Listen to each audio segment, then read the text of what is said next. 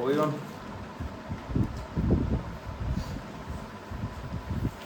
क्योंकि 8-8 GB की file है, उस पर तो जानी नहीं है, व्हाट्सएप पे तुम पे डाउनलोड भी नहीं होनी है,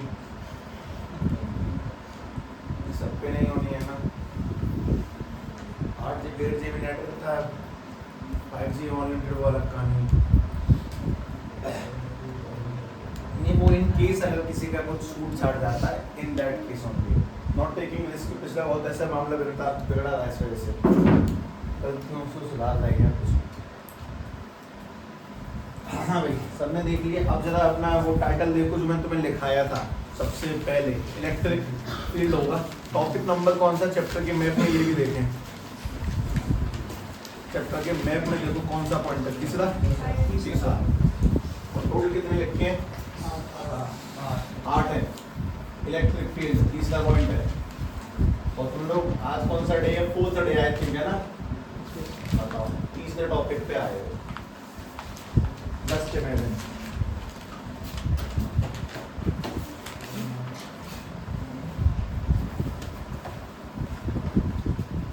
ठीक है, इलेक्ट्रिक फील्ड। पहली बात, इसमें हम लोगों ने एक बात रची थी कि मैग्नेटिक फील्ड किसे कहते हैं? एक ऐसा रीजन जिसमें कोई भी पार्टिकल मैग्नेटिक फोर्स को महसूस करता है, मतलब चुंबक के चारों ओर पाए जाने वाला वो क्षेत्र जिसमें चुंबक अपने प्रभाव को, अपनी फोर्स को महसूस करवा सकता है, उसे मैग्नेटिक फील्ड कहते हैं। इसको थोड़ा सा कम कर दे, मैंने गर्मी लग रही थी, नींद नहीं आती, उल्टा कर दे, टूट जाएगा। हाँ, इसका 3 खराब हो गया है, ये 4 और 2 में चलता है, बस 2 भी खराब हो गया। ठीक है भाई। तो इलेक्ट्रिक फील्ड, मैग्नेटिक फील्ड क्या चीज थी? मैग्नेट के चारों ओर पाए जाने वाला वो रीजन जिसमें कोई भी चुंबक अपने प्रभाव को, अपने फोर्स को दिखाती है, जो किसी लोहे को खींच सकती है, चुंबक को खींच सकती है, दैट इज मैग्नेटिक फील्ड। मैं बस यहाँ पे लिख रहा हूँ कि अपने पास में किसी भी मैग्नेट के चारों ओर पाए जाने वाला वो क्षेत्र, जिस क्षेत्र में वो अपनी फोर्स को महसूस करवाती है, उस रीजन को हम लोग क्या कहते हैं? Magnetic field. मेरा फील्ड मतलब मैं इसको लिख रहा हूँ, the reason in which any magnet और मैग्नेटिक मटेरियल और आयरन लिख दिया, ठीक। इससे बढ़िया क्या होगा? The reason in which any magnet और iron experience force is that reason is called magnetic field. उस फील्ड को हम लोग मैग्नेटिक फील्ड कहते हैं। एक ऐसा क्षेत्र जिसमें कोई भी चुंबक के प्रभाव को महसूस करता है, उसको हम लोग मैग्नेटिक फील्ड कहते हैं। तो इलेक्ट्रिक फील्ड किसे कहते हैं? बस ऐसे ही लिखूंगा, सेम टू सेम, बस ध्यान से सुनो। पहली बात तो ये कि जितना भी टॉपिक है ना, ये बहुत थ्योरेटिकल है। मतलब हम लोगों ने बहुत बढ़िया कि हम अब पहले हाफ में इसको देख रहे हैं, स्टार्टिंग के 1 घंटे में इलेक्ट्रिक फील्ड पढ़ रहे हैं, क्योंकि बहुत लेंथी थ्योरेटिकल बहुत है। अगले में जब तुम डेरिवेशंस करोगे तब तुम्हें बहुत सही लगेगा, क्या बढ़िया चीज थी बाद में आई। इलेक्ट्रिक फील्ड में अगर ध्यान से देखा जाए तो अगर हमारे पास में कोई भी चार्ज है, अब मैं ये नहीं कह रहा कि पॉजिटिव है कि नेगेटिव है, तुम्हारे दिमाग से कोई भी चार्ज है, इस चार्ज के चारों ओर भी एक ऐसा क्षेत्र होगा, कोई रीजन होगा जिसमें किसी दूसरे चार्ज के आने पर, मतलब मान लो ये कोई दूसरा चार्ज है, ये अगर यहाँ पे रखा है तो इसकी वजह से इसको ना तो अट्रैक्शन महसूस हो रहा है ना रिपल्शन, तो ये इसके फील्ड से आउट है। जैसे ही इसके अंदर आ गया वैसे ही इसको अट्रैक्ट या फिर रिपेल करेगा। तो एक ऐसा रीजन जहाँ पे किसी भी चार्ज की वजह से किसी दूसरे चार्ज को फोर्स महसूस होती है, उस रीजन को हम लोग क्या कहते हैं? Electric field. Just similar to magnetic field. एक ऐसा रीजन जिस रीजन में किसी भी चार्ज की वजह से किसी दूसरे चार्ज को फोर्स महसूस होती है, उसको हम लोग इलेक्ट्रिक फील्ड कहते हैं। बस डिफाइन सेम टू सेम यही उतारेंगे, ठीक है। The reason in which any charge experience a force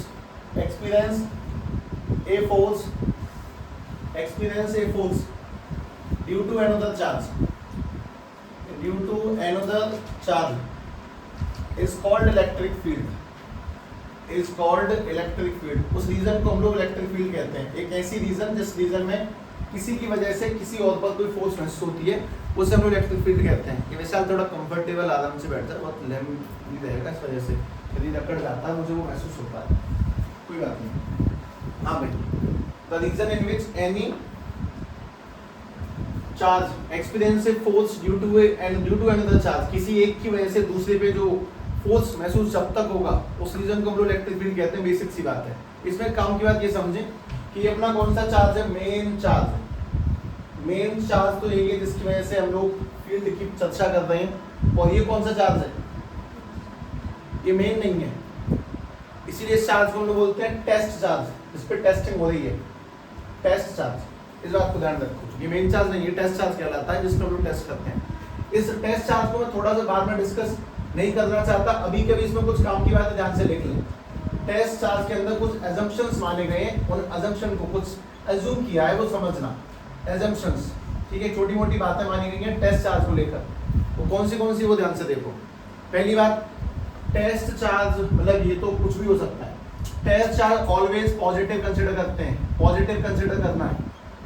it is very small, it is very small as compared to main charge, as compared to main charge, as compared to main charge। ये main charge की comparison में बहुत ज्यादा छोटा होता है। पहली बात तो पॉजिटिव मानते हैं, और दूसरी बात मेन चार्ज कंपेयर बहुत छोटा माना जाता है। उसके बाद में अगली काम की बात, इट एज्यूम किया जाता है ऐसा कि do not produce its own electric field. इसका खुद का कोई फील्ड नहीं होता है, ये इतना छोटा है कि इसका खुद का कोई भी फील्ड नहीं माना जाएगा। इस बात को भी सभी लोग ध्यान रखेंगे, ठीक है। ये तीन मेन assumption है इसको लेकर। पहला कि पॉजिटिव है, दूसरी बहुत छोटा है, तीसरा ये अपना खुद का फील्ड क्रिएट नहीं कर सकता, बहुत काम की चीज, खुद का नहीं बना सकता, मतलब इसको बस दूसरे के फील्ड को पता लगाने के लिए इस्तेमाल किया जाता है टेस्ट चार्ज। मैं वापस से वहीं पर चला जाता हूँ, उसको ध्यान से देखना कि हम लोगों ने बात की कि इलेक्ट्रिक फील्ड किसे कहते हैं। इलेक्ट्रिक फील्ड यानी कि किसी भी चार्ज के द्वारा दूसरे के ऊपर लगने वाली फोर्स वाले रीजन को हम लोग इलेक्ट्रिक फील्ड कहते हैं। बेसिक सी बात है। और दूसरी बात ये भी है कि तुम्हारी लड़ाई कितनी लंबी है वो तुम्हें तो नहीं पता, क्योंकि तुम लोग पहली बार 12th पढ़ रहे हो, मुझे पता है ना। तो इसीलिए शांति से पेशेंस साथ सुनते रहे। पहला चैप्टर फिनिश होते ही स्पीड आ जाएगी तुम्हारे अंदर, तुम्हें समझ विकसित करना बहुत आवश्यक है। तुम में से बहुत से लोग शायद बहुत लंबे समय से याद कर रहे हैं, बहुत से लोग समझ भी रहे हैं, लेकिन इस अंडरस्टैंडिंग को दिमाग में डालने दो। बाकी जो बातें अटकती हैं उन्हें तुम मुझ पे छोड़ते चले जाओ, टेंशन नहीं। खैर, पहली बात तो ये कि टेस्ट चार्ज अब मैं डिस्कस ही नहीं करूंगा आज के बाद। बहुत छोटा चार्ज होता है, उसकी कोई वैल्यू नहीं है, बस एक ही काम है, टेस्टिंग करना, ठीक है। मैं तुमसे अब दोबारा कहता हूँ, इलेक्ट्रिक फील्ड किसे कहते हैं, ठीक है। अभिनव तो अजय आज आने के लिए अच्छा, आज आ जाए, ओके। अब मुझे और भी कुछ अरेंजमेंट्स करने पड़ेंगे, मैं कल ही करूँगा जहाँ तक है। इधर आ जाएगा ना वैसे तो है, ये जगह इधर खिसकने की है, ये बड़ा ऑकवर्ड होगा मेरे लिए। कोई नहीं, देखते हैं, कल संडे तक कुछ जुगाड़ कर लूँगा मैं, बढ़िया सब सेटलमेंट।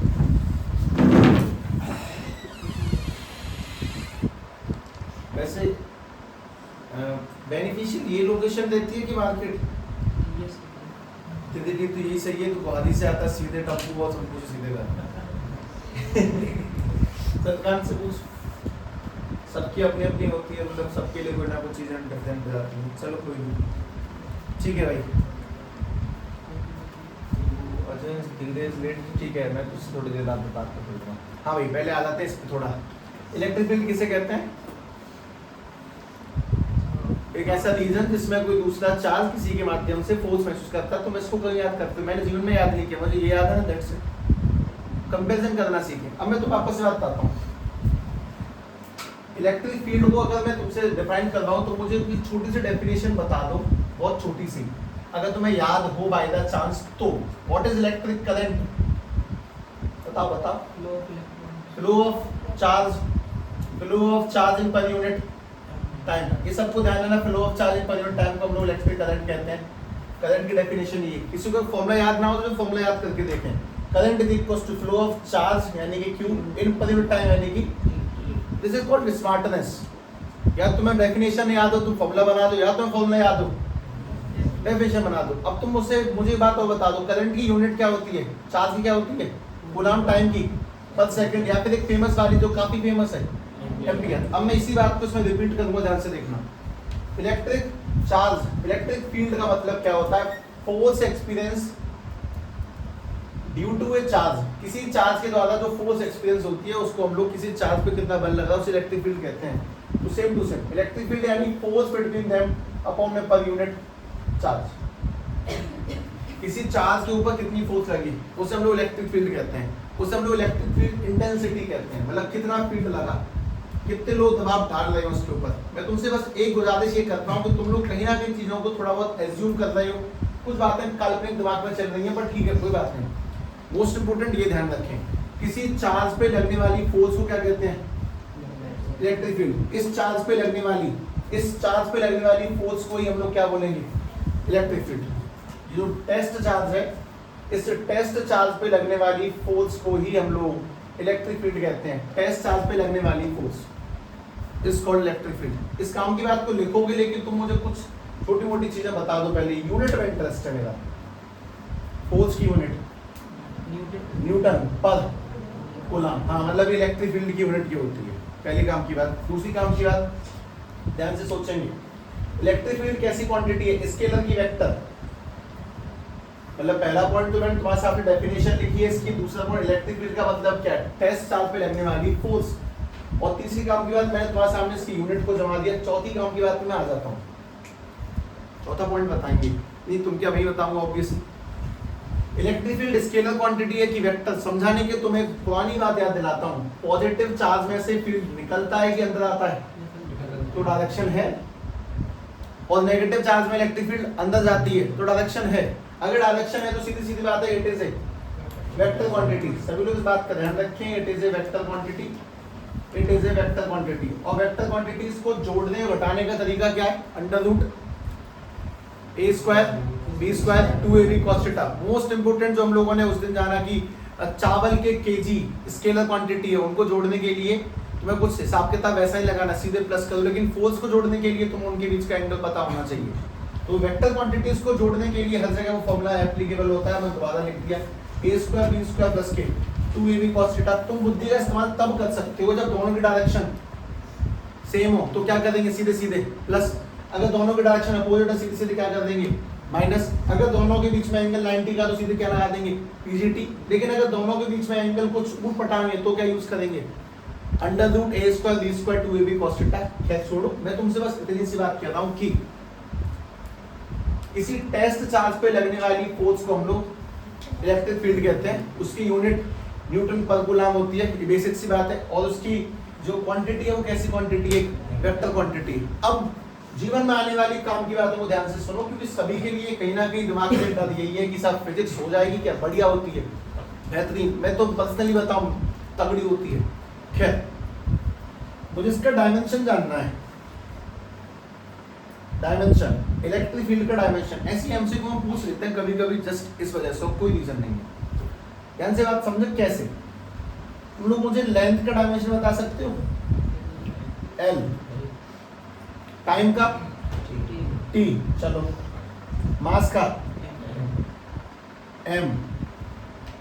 और इस बात को मैं तुम्हारे सामने कुछ घुमा फिरा के लाऊंगा, ठीक है? सुनना, ये सब तो कोई नीड नहीं, तो समझाने वाले पॉइंट हो गए।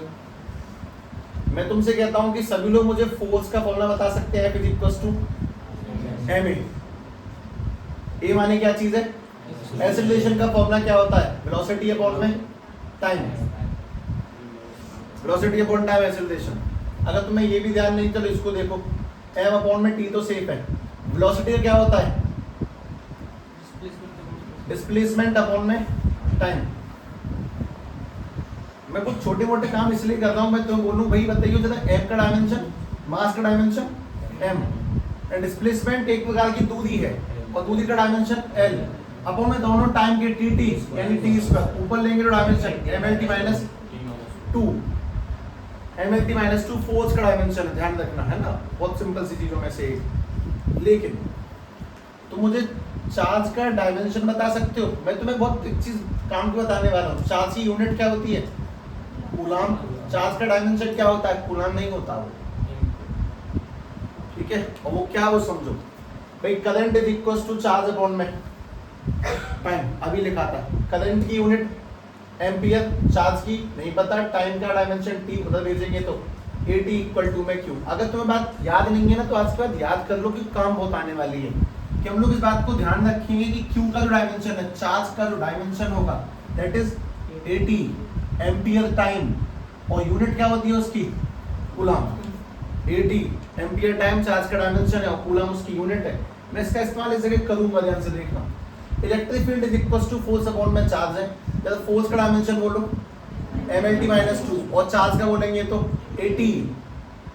अब इसको ऊपर ले जाके देखते हैं, m थी l थी, a की पावर प्लस 1 ऊपर जाएगा तो माइनस 1, t की पावर 1 है ऊपर लेंगे तो माइनस 1 और हो जाएगा माइनस के 3, एक और घट गया। मतलब कि अगर मैं इसकी डायमेंशन लिख दूं इलेक्ट्रिक फील्ड की तो डायमेंशन ध्यान से कुल मिला के एक बात और, चार्ज की यूनिट डायमेंशन में फर्क है तो डायमेंशन ऑफ चार्ज को अगर अपन लोग लगा दें तो जो चार्ज का डायमेंशन है that is m l a minus 1 और t माइनस के 3।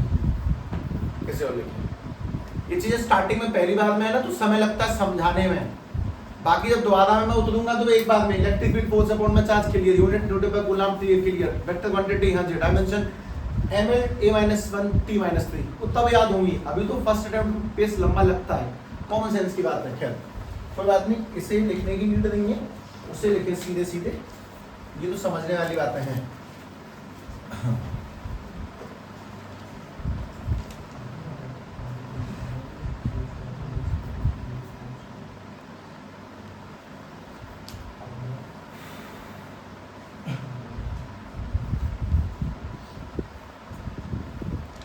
तुम्हारा एक बहुत छोटा सा बेसिक सा काम है जो तुम मुझे समझाओगे जिससे कि मैं तुम्हें कुछ बढ़िया समझा सकूं। सभी लोग मुझे अपने दिमाग में एक बात को डालने सोचें, उसके बाद बताएंगे मैग्नेटिक फील्ड लाइंस किन्हें कहते हैं। मैं बाकी तो ड्रॉ कर रहा हूं, बाकी तुम सोचना मैग्नेटिक फील्ड लाइंस किन्हें कहते हैं, सोचो आराम से। और है ना थ्योरेटिकल पूरा, इसमें कोई न्यूमेरिकल नहीं छेड़ रहा मैं। अच्छा होता कूलम्स लॉ पर लिटरेटी करते तो पता भी नहीं चलती कहाँ निकल गए। हाँ भाई, मैग्नेटिक फील्ड लाइंस किन्हें कहते हैं?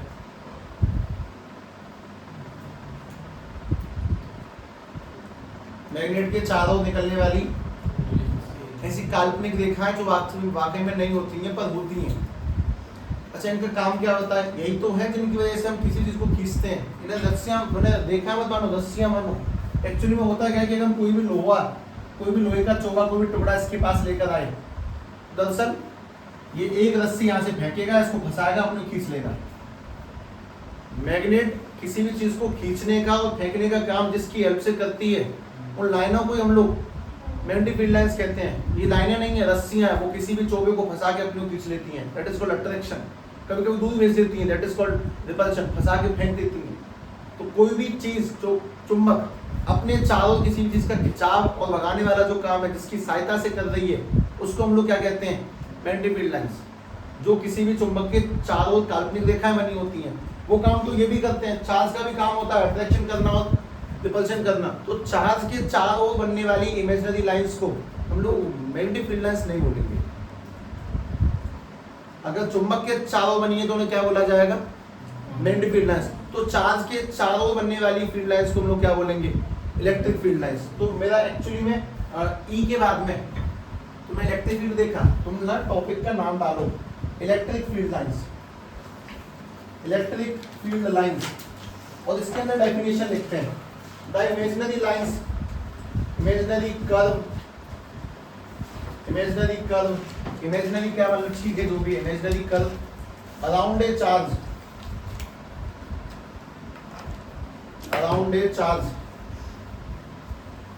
along which another charge move or experience a force। मतलब जिस another charge move or experience a force, जिसकी सहायता से किसी चार्ज के चारों ओर कोई दूसरा चार्ज खिंचता है या फिर मूव होता है, उन्हीं रेखाओं को are called electric field lines. ऐसी घुमावदार रेखाएं, सीधी रेखाएं, इमेजिनरी कर्व जो भी किसी चार्ज के आसपास होती है, जिससे कि कोई भी चार्ज खिंचता है या फिर दूर जाता है, अट्रैक्शन होगा, रिपल्शन होगा, उसको हम इलेक्ट्रिक फील्ड लाइंस कहते हैं। Obviously same to same magnetic field lines, same to same. imaginary curve around a charge along which end the charge move or experience a force are called electric field lines. Basic सी बात है, किसी भी charge के चारों ओर बनने वाली रेखाओं को हम लोग इलेक्ट्रिक फील्ड लाइंस कहते हैं. इसमें तुम्हें बहुत सारी प्रॉपर्टीज लिखनी है, एक लाइन तो यही है. तो इसके अंदर एक छोटी सी बात और डालोगे, ऊपर वाला मिटा दूंगा मैं भी अभी के अभी, ध्यान से देखो.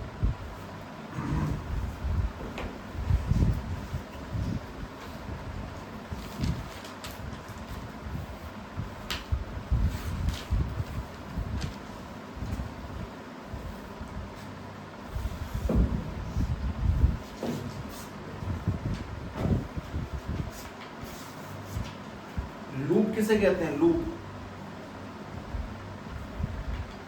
दो शब्दों को समझाओ बस, छोटे से वर्ड हैं. एक है लूप नाम का वर्ड और एक है कंटिन्यूअस. कंटिन्यूअस नाम के वर्ड का क्या मतलब है? मतलब लगातार बिना किसी टूट फूट के. और लूप यानी कि गोल चक्कर. इनके बारे में तुम्हारा क्या कहना है? ये लूप बनाती हैं कि नहीं बनाती? जाती हैं वापस घूम के आती हैं. बाहर कहाँ से निकलेंगी? नॉर्थ से. अंदर कहाँ से आएंगे? South north. ये कंटिन्यूअस है कि नहीं? बीच में टूटी है क्या कहीं पे? नहीं. अगर एक बार निकली तो पक्का वापस लौट के आएंगी. बीच में टूट टूट के नहीं जाती. टूट टूट के जाने का मतलब ऐसे कभी नहीं होगा कि यहाँ से जा रही हूँ, अब गायब होने का मन कर गया, अब निकल के आ गए. नहीं, ये हमेशा कैसे लूप है? क्लोज एंड कंटिन्यूअस लूप है. मतलब कि पूरे बंद है और कंटिन्यूअस है, बीच में कहीं पे भी टूटे नहीं है. खैर कोई बात नहीं, इस बात को कहने का कोई कारण ही रहा होगा जो तुम्हें बताया गया. तो लोगों ने बहुत छोटी सी लाइन डाली कि इलेक्ट्रिक फील्ड लाइंस किसे कहते हैं? चार्ज के चारों ओर निकलने वाली वो काल्पनिक रेखाएं जिनकी सहायता से वो किसी भी चीज को खींचता है या फिर भगाता है. उन काल्पनिक रेखाओं को हम लोग इलेक्ट्रिक फील्ड लाइंस कहते हैं. और उन काल्पनिक रेखाओं की कुछ प्रॉपर्टीज हैं. तो तुम लोग अपना अगला इसी इलेक्ट्रिक फील्ड लाइन के टॉपिक में वापस से एक लाइन डालो, हेडिंग डालो. जैसे ये डाली ना हेडिंग, एक और डालो हेडिंग. बस मुझे इस थ्योरी वाले पोर्शन से इसीलिए निकलना है जिससे कि मैं तुम्हें चैप्टर का असली फील दे सकूं. Properties of electric field lines. बाकी असली फील तभी है जब मैं इस दरिया से बाहर निकल जाऊं. Properties of electric field lines, ये जो निकलने वाली रेखाएं इनकी क्या क्या प्रॉपर्टीज हैं और वो तुम्हें सुन के मजे आ जाएंगे. हालांकि तुम थ्योरेटिकल पोर्शन ही देख रहे हो फिर भी.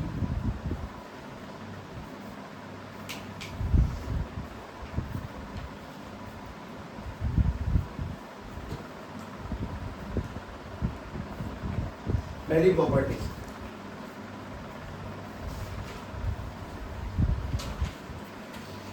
they originates from positive charge. मतलब ये पॉजिटिव चार्ज से निकलती है. अगर अपने पास में कोई पॉजिटिव चार्ज है तो उसमें से इलेक्ट्रिक फील्ड लाइंस ऐसे करके निकलेंगी. ठीक है, बाहर क्यों निकलती हैं? पहली प्रॉपर्टी बहुत सिंपल, पॉजिटिव चार्ज में से फील्ड लाइंस बाहर की ओर निकलती हैं. जैसे नॉर्थ पोल में से इलेक्ट्रिक फील्ड निकलती है, साउथ में जाती हैं, सेम टू सेम. और दूसरी क्या होगी फिर? दे टर्मिनेट्स एट, दे टर्मिनेट, ये काम के वर्ड है या फिर ऐसा लिख लो तुम्हें बुरा लगे तो. दे एंड्स, खत्म होती कहाँ पे? Ends at negative charge. ये माइनस के चार्ज में इनसाइड जाती है, खत्म होती है. मतलब माइनस के चार्ज में जाके नेगेटिव चार्ज में जाके मिल जाती हैं. इस बात को ध्यान रखें. पॉजिटिव चार्ज में से बाहर निकलती हैं और नेगेटिव चार्ज में मिल जाती हैं. पहली काम की बहुत बढ़िया बेसिक प्रॉपर्टी. ठीक है, प्लस से निकलेंगी माइनस में जाती हैं. उसके बाद अगली काम की चीज ध्यान से देखें. They are always normal, they are normal to the charge. Normal को स्लैश लगा के लिखा मैंने, परपेंडिकुलर टू द चार्ज. कि जब भी किसी भी चार्ज से निकलती है वो हमेशा उसके परपेंडिकुलर होंगी. मतलब कुछ ऐसा कि ये एक पॉजिटिव चार्ज है, इसमें से निकलने वाली फील्ड लाइंस ऐसे करके 1 2 3 ऐसे करके बना दी. अब कोई मुझसे ये नहीं पूछ सकता कितनी निकलेंगी फिलहाल. उसका जवाब थोड़ी देर बाद रुक के आएगा, कुछ शायद 1-2 दिन बाद. तो ये जब निकलती है ना तो हमेशा कितने का एंगल बनाती हैं? 90 का. और जब अंदर जाती है तब भी कितने का एंगल बनाती हैं? 90 का. तो हमेशा परपेंडिकुलर उठती है किसी भी चार्ज के. बहुत बेसिक सिंपल सी कहानी है. उसका तो अगली बात, तुम्हारा इसके बारे में क्या कहना है? ये कंटिन्यूअस है कि क्लोज है? लूप बनाती है या फिर नहीं बनाती है? बताओ. नहीं बनाती. ये लूप नहीं बनाती. भाई मैग्नेट तो हमेशा 2 पोल में एग्जिस्ट करती है. नॉर्थ पोल होगा तो साउथ पोल भी निश्चित होगा, पर चार्ज का ऐसा कोई लफड़ा नहीं है. पॉजिटिव है तो नेगेटिव हो या ना हो कोई कंपल्सरी नहीं है. तो इसीलिए इसके बारे में सबसे अगली काम की बात, they do not form close loop.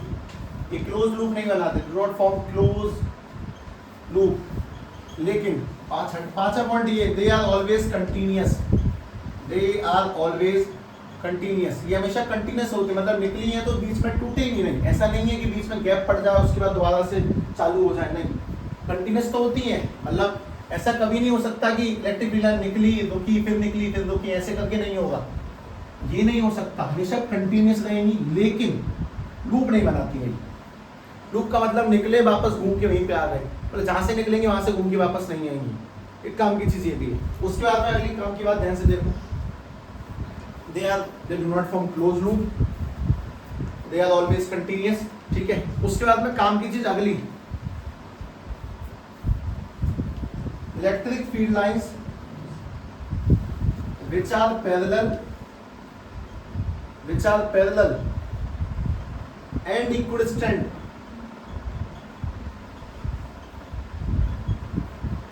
are said to be uniform electric field lines, are said to be uniform electric field lines, uniform electric field lines। इस बात का मतलब ऑब्वियसली मेरे लिए आसान तुम्हारे लिए आसान नहीं हो सकता ना, सेम तो बिल्कुल नहीं है, मतलब समझाना बहुत आवश्यक है। देखो इलेक्ट्रिक फील्ड लाइंस जैसे कि मैं तुम्हारे सामने बनाता हूँ, देखना 1 2 3 4, ये सब पैरेलल है कि नहीं, पैरेलल है, ये कभी नहीं मैंने एक दूसरे से बात क्लियर करते एकदम। अच्छा इसको भी देखना 1 2 3 4, ये भी पैरेलल है, इनमें क्या डिफरेंस है वो डिफरेंस ध्यान से देखो। डिफरेंस ये है कि यहाँ पे पैरेलल तो है पर इनके बीच का गैप कम है, इनके बीच गैप ज्यादा है, इनके बीच का गैप कम है। तो इससे क्या दिक्कत होती है कि अगर इस जगह पर तुम ध्यान से समझोगे तो किसी चार्ज को यहाँ पे 10 न्यूटन महसूस होगा, किसी को यहाँ 6 न्यूटन महसूस होगा, किसी को यहाँ पे 4 न्यूटन महसूस होगा, मतलब ये यूनिफॉर्म फील्ड नहीं है। अगर पैरेलल भी और डिस्टेंस भी सेम है, इसका मतलब जिसको भी फोर्स महसूस होगी उसको फोर्स समान महसूस होगी। इस जगह पर 6 न्यूटन तो यहाँ पर भी 6, तो यहाँ पर भी 6, तो यहाँ पर भी 6, यहाँ पर भी 6।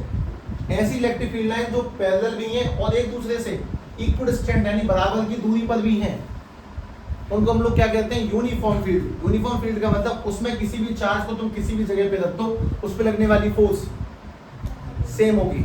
इस चीज को ध्यान से देखें, ये यूनिफॉर्म फील्ड नहीं है और ये वाला यूनिफॉर्म फील्ड है। एग्जांपल के साथ लिखना तो बात ध्यान रहेगी इस वजह से, ठीक है। मैं 7वां पॉइंट लगाने जा रहा हूं।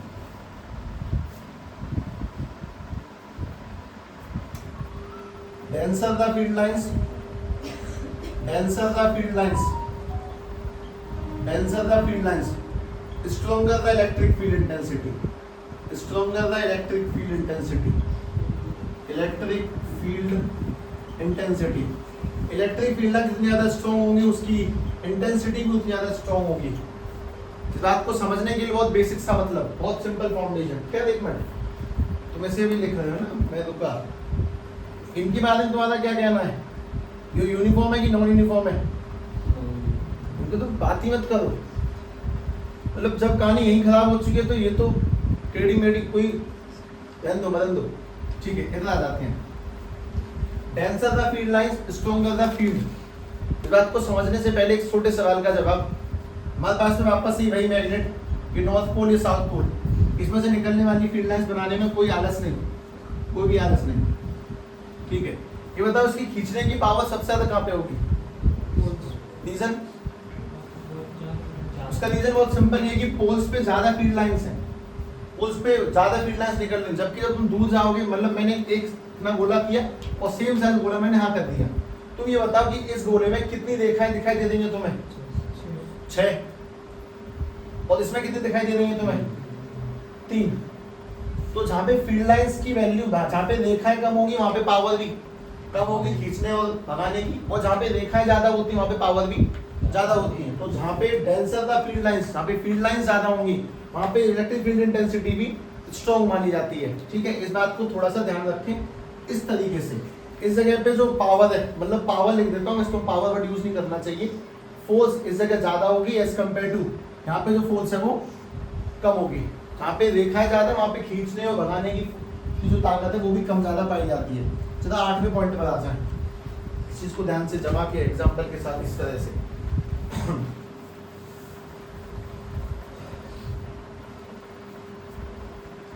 Electric field lines, electric field lines never intersect never intersect each other, वो एक दूसरे को कभी भी इंटरसेक्ट नहीं करती। ये बताओ ये क्यों नहीं करती field lines intersect is magnetic? जो लाइन याद है वो, because if they intersect they have two tangent at one common point which is not possible, so they do not intersect each other. Same to same मैं यहाँ पे वही लिखूंगा।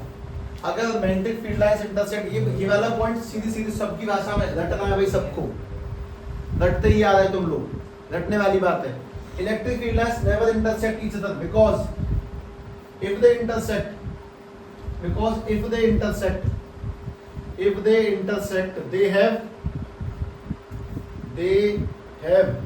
intersect they have two tangent at one common point, they have two tangent at one point,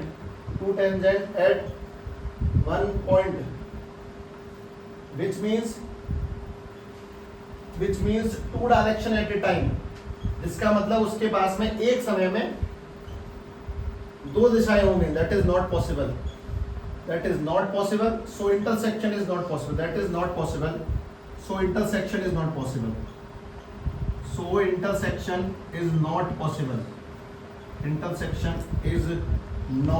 possible. हाँ, ये पहली बात ये बताओ, सबको याद है कि नहीं है? तुमने 10वीं में शायद देखा हो, ऐसे तो बहुत लंबा समय हो गया, लेकिन ये वाली वो बात रटी थी। इसे ऐसे ही गुजार दी कि बुरा सा सपना था। इस चैप्टर में इलेक्ट्रिक फील्ड लाइंस की प्रॉपर्टीज लिखी थी, हालांकि सारी लगभग याद से होनी चाहिए, फिर भी इस बात को यूं ही जाने दें। हाँ भाई, पॉजिटिव से निकलती है, नेगेटिव पे खत्म होती है, परपेंडिकुलर होंगी, क्लोज नहीं होंगी, पर कंटिन्यूअस होती है। अगर पैरेलल और इक्विडिस्टेंट दोनों हैं तो यूनिफॉर्म है, नहीं तो नहीं है। जहाँ पे फील्ड लाइंस ज्यादा होंगी वहाँ पे उसकी पावर भी ज्यादा होगी, और इंटरसेक्शन कभी पॉसिबल नहीं है दो रेखाओं का। देखिए, नेवर इंटरसेक्ट ईच अदर, एक काम की बात ये भी है। उसके बाद में पॉइंट नंबर 9, हमारे जो नोट्स वाली स्पाइरल है ना, उसमें लगभग शायद 12, 13, 14 लिखे होंगे मे बी, पर इतने नीड नहीं है, उसने कुछ फिजूल में भी बढ़ाए हैं। एग्जेंट की एक लाइन दे दी होगी एक्स्ट्रा इस वजह से। हाँ भाई, इसको देखें। हाँ,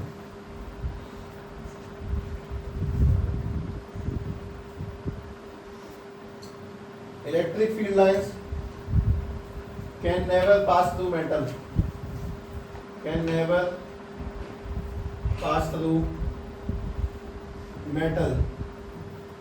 वो मेटल से पास नहीं हो सकती भाई। ये बात समझाने में मजा है वाकई में, इसको समझे। वो मेटल से पास क्यों नहीं हो सकती? तुम लोगों के पास में ना जीवन में कभी भी एक आध क्षण ऐसे आने वाले हैं जिसमें कोई तुमसे ही पूछेगा कि भाई देखिए, एक मेटल है, धातु, लोहा मान ले, और क्या, और यहाँ पे कोई पॉजिटिव चार्ज है, ये पॉजिटिव है। अच्छा, मैंने क्यों लिखा है तो तुम्हें कुछ समझ में नहीं आ रहा है, पॉजिटिव नेगेटिव। अगर मैं ऐसे लिखता हूँ, अभी पॉजिटिव है, तो इसको कंप्लीट ड्रॉ कर, इसमें फील्ड लाइंस कैसे निकलेंगी, कहाँ जाएंगी, कैसे बाहर रुकती हैं, उसको ड्रॉ करके दिखाना है। अब वो ड्रॉ कैसे होंगी वो समझना। सबसे पहली काम की चीज, यहाँ पॉजिटिव को देखकर यहाँ पे कौन सा पनपता है? नेगेटिव। इंडक्शन। पॉजिटिव में से फील्ड लाइंस निकलेंगी तो वो पॉजिटिव में से निकल के इसके अंदर चली जाएंगी, पॉजिटिव में से निकल के इसके अंदर जाएंगी, पॉजिटिव में से निकल के इसके अंदर जाएंगी, पॉजिटिव में से निकल के नेगेटिव में जाएंगी। देखो कहाँ से निकल रही है और कहाँ जा रही है? नेगेटिव में। अच्छा, और भी निकलेंगे? हाँ, चारों निकलेंगी, पर पीछे वाले का कोई हिसाब किताब नहीं है, आगे वाले निकल जाएंगे आगे की ओर। ठीक है, वो उधर नहीं। पॉजिटिव को देख के नेगेटिव पनपता, और नेगेटिव अगर एक साइड आ गया तो दूसरी, इस नेगेटिव को देख के यहाँ पे कौन सा पनपेगा? पॉजिटिव। और इस पॉजिटिव में से फील्ड लाइंस फिर बाहर क्यों निकलेंगी? इस पॉजिटिव में फील्ड लाइंस बाहर क्यों निकलेंगी? कुल मिला के किसी भी चार्ज की रेखाएं धातु से पार नहीं हो पाती हैं, वो उसमें धातु मिल जाएंगी, फिर धातु खुद की रेखाएं निकालता है। इस बात को ध्यान रखें, क्योंकि कभी कभी ना कुछ और भी होने वाला है तुम्हारे साथ। मैंने तुम्हें ये दिया और तुम्हारे पास में ये आ गया, भाई सुन, ये एक मेटल है और इसके पास में एक रॉड है, इस रॉड के ऊपर नेगेटिव चार्ज है, ड्रॉ कर सकता है? हाँ जी, ड्रॉ कर दो। इस नेगेटिव को देख के यहाँ क्या पनपेगा? पॉजिटिव चार्ज पनपा, और पॉजिटिव में से फील्ड लाइंस निकलेंगी। अच्छा, इस पॉजिटिव को देख के यहाँ पे नेगेटिव पनपता है। देखो, पॉजिटिव में से फील्ड लाइंस निकाल दो ऐसे करके, इसके ऊपर ऐसे गोल गोल बना दो, सीधी बना दो, कोई दिक्कत नहीं है। इसमें ऐसे निकलेंगी, पॉजिटिव से नेगेटिव जाएंगी, और नेगेटिव में कैसी है? ऐसे करके बना दो, नेगेटिव के अंदर आती है, इस तरह से ऐसे बनानी होती है। हमें इलेक्ट्रिक फील्ड लाइंस ड्रॉ करनी आनी चाहिए। मैं तुम्हारे सामने दो एग्जांपल इसलिए रखे हैं, ये वाले दो इसलिए रखे हैं, सबसे ज्यादा यही पूछे जाते हैं। सिंपल, मैंने आप पॉजिटिव रखा, पूरी पूरी रॉड दे देंगे पॉजिटिव। मैंने तुम्हारे सामने ऐसे वर्टिकल में सिखाया है, हो सकता है तुम्हारे सामने कल को सवाल ऐसे आ जाए, भाई देखियो ये पॉजिटिव रॉड है और इसके सामने कोई धातु रखा है इस तरह से, पता कैसे क्या ड्रॉ होगा। अब तुमने जब कभी देखा ही नहीं है, तुम कर क्या लोगे? सीधी सीधी बात ये कि यहाँ पे प्लस देख के तुम्हें आगे लगाना है, माइनस पॉजिटिव में से नेगेटिव फील्ड लाइंस ऐसे जा रही होंगी, और नेगेटिव देख के यहाँ पे क्या आ जाएगा प्लस, और यहाँ से फील्ड लाइंस ऐसे करके जा रही होंगी। इस चीज का ध्यान रखें बस। तो इस पॉइंट को लिखने के बाद में तो बात समझ में आएगी कि मेटल्स में से पार नहीं होती है, मेटल्स में चली जाती है, वो फिर अपनी छोड़ता है। इसको ड्रॉ करके देख लें ध्यान से।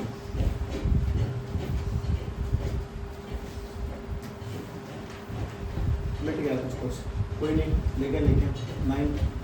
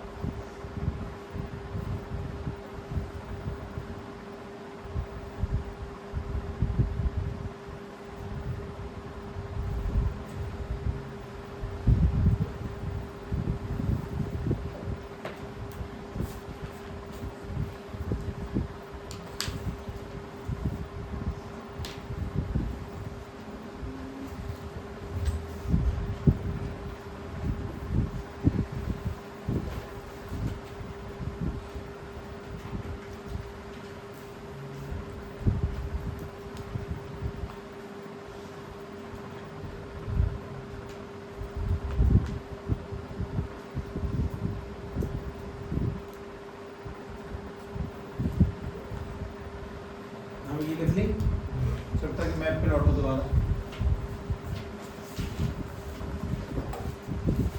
मैप में देखेंगे कुछ है, इससे अगला इलेक्ट्रिक फील्ड लाइंस और प्रॉपर्टीज लिखा है उसमें। उसके बाद क्या है, इलेक्ट्रिक डाइपोल लिखा है। लेकिन डाइपोल पे आने से पहले मैं तुम्हें कुछ बात बताता हूँ। तुम लोगों ने अभी तक, मैं बात बांध देता हूँ तुम्हें।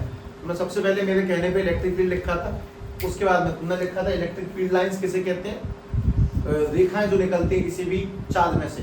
तो तुमने इनकी प्रॉपर्टीज लिख तो ली है, कुछ बातें तुमने यहाँ पे देखी भी हैं, लेकिन इस बात को थोड़ा सही से समझाने की आवश्यकता है। मैं दोबारा से इलेक्ट्रिक फील्ड, मतलब तुमने 3 पॉइंट लिखी अभी तक, तीसरे में 3 बातें हो चुकी हैं, चौथी और अंतिम बात सुनो।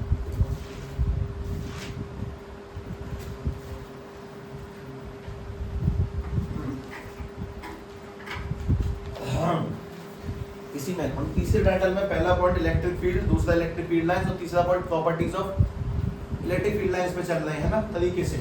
उसी में जो चौथा पॉइंट है वो ये है, electric field intensity, electric field intensity due to, ये मैं बना रहा हूँ ना, ड्यू टू ऐसा कुछ है नहीं, मैंने बनाया, due to various charge system, मतलब अलग अलग प्रकार के चार्ज अगर हैं तो उनकी द्वारा इलेक्ट्रिक फील्ड इंटेंसिटी को कैसे निकालते हैं। ऑब्वियसली तुम लोगों के लिए कहना कि कठिन सा महसूस होता है, पर ध्यान से देखना, चीज़ इतनी ड्रामेटिक जाएंगी नहीं। अब इसके अंदर मैं तुम्हें 3 मैप दूंगा जिनको मैं पढ़ाऊंगा तुम्हें, ठीक। सबसे पहले मैं पढ़ाऊंगा due to a point charge, due to a point charge. ये बातें समझ में ऐसी आएगी कि यार पढ़िया करा, हमें पहले लिखवा दिया।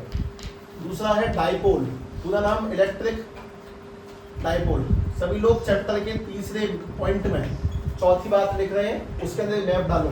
इलेक्ट्रिक डाइपोल में 2 पॉइंट पढ़ने हैं सबको, पहला पढ़ना है एक्सियल और दूसरा पढ़ना है इसके अंदर इक्वेटोरियल, ठीक है। और उसके बाद में जो तीसरा पॉइंट होगा वो miscellaneous, any problem of the world, any question in the world, दुनिया का कोई भी सवाल हो उसको सॉल्व करने का तरीका क्या होगा। तो ये 3 बातें ध्यान से, 3 क्या कहने को 4 हो गई और ये तो फिर अनंत हो गई हैं, तो फिर भी due to a point charge. लेकिन इस बात का क्या मतलब है, मतलब मैं सब अब भूल गया, मैं कल तक तो ठीक था इसमें, अब बुद्धि खराब हो रही है, तो वो समझ में आएगी जब मैं इस पहली बात को स्टार्ट करूंगा। उसे ध्यान से देखना कि इलेक्ट्रिक फील्ड इंटेंसिटी निकालते कैसे किसी भी चार्ज के द्वारा? पहले तो मुझे ये बताओ इलेक्ट्रिक फील्ड का मतलब क्या है? किसी चार्ज का दूसरे चार्ज पर कितना प्रभाव है। एक बात ये बता, अगर दूरी ज्यादा होगी तो प्रभाव कम हो जाएगा, मतलब अगर डिस्टेंस ज्यादा होगी तो फोर्स ऑब्वियसली कम लगेगी, और अगर डिस्टेंस कम होगी तो फोर्स, मतलब ये डायरेक्ट है कि इनवर्स है प्रपोर्शन? इनवर्स है, क्योंकि अगर डिस्टेंस ज्यादा तो फील्ड कम और फील्ड ज्यादा तो डिस्टेंस कम। सीधी सीधी बात ये है ना। अब इसको समझना, मैं पहले पॉइंट चार्ज पे आता हूँ। देखो इस पूरी कहानी के लिए हमारा सबसे सबसे मेन पॉइंट इलेक्ट्रिक फील्ड, यानी कि किसी चार्ज पे लगने वाली फोर्स। और ये कौन सा चार्ज है?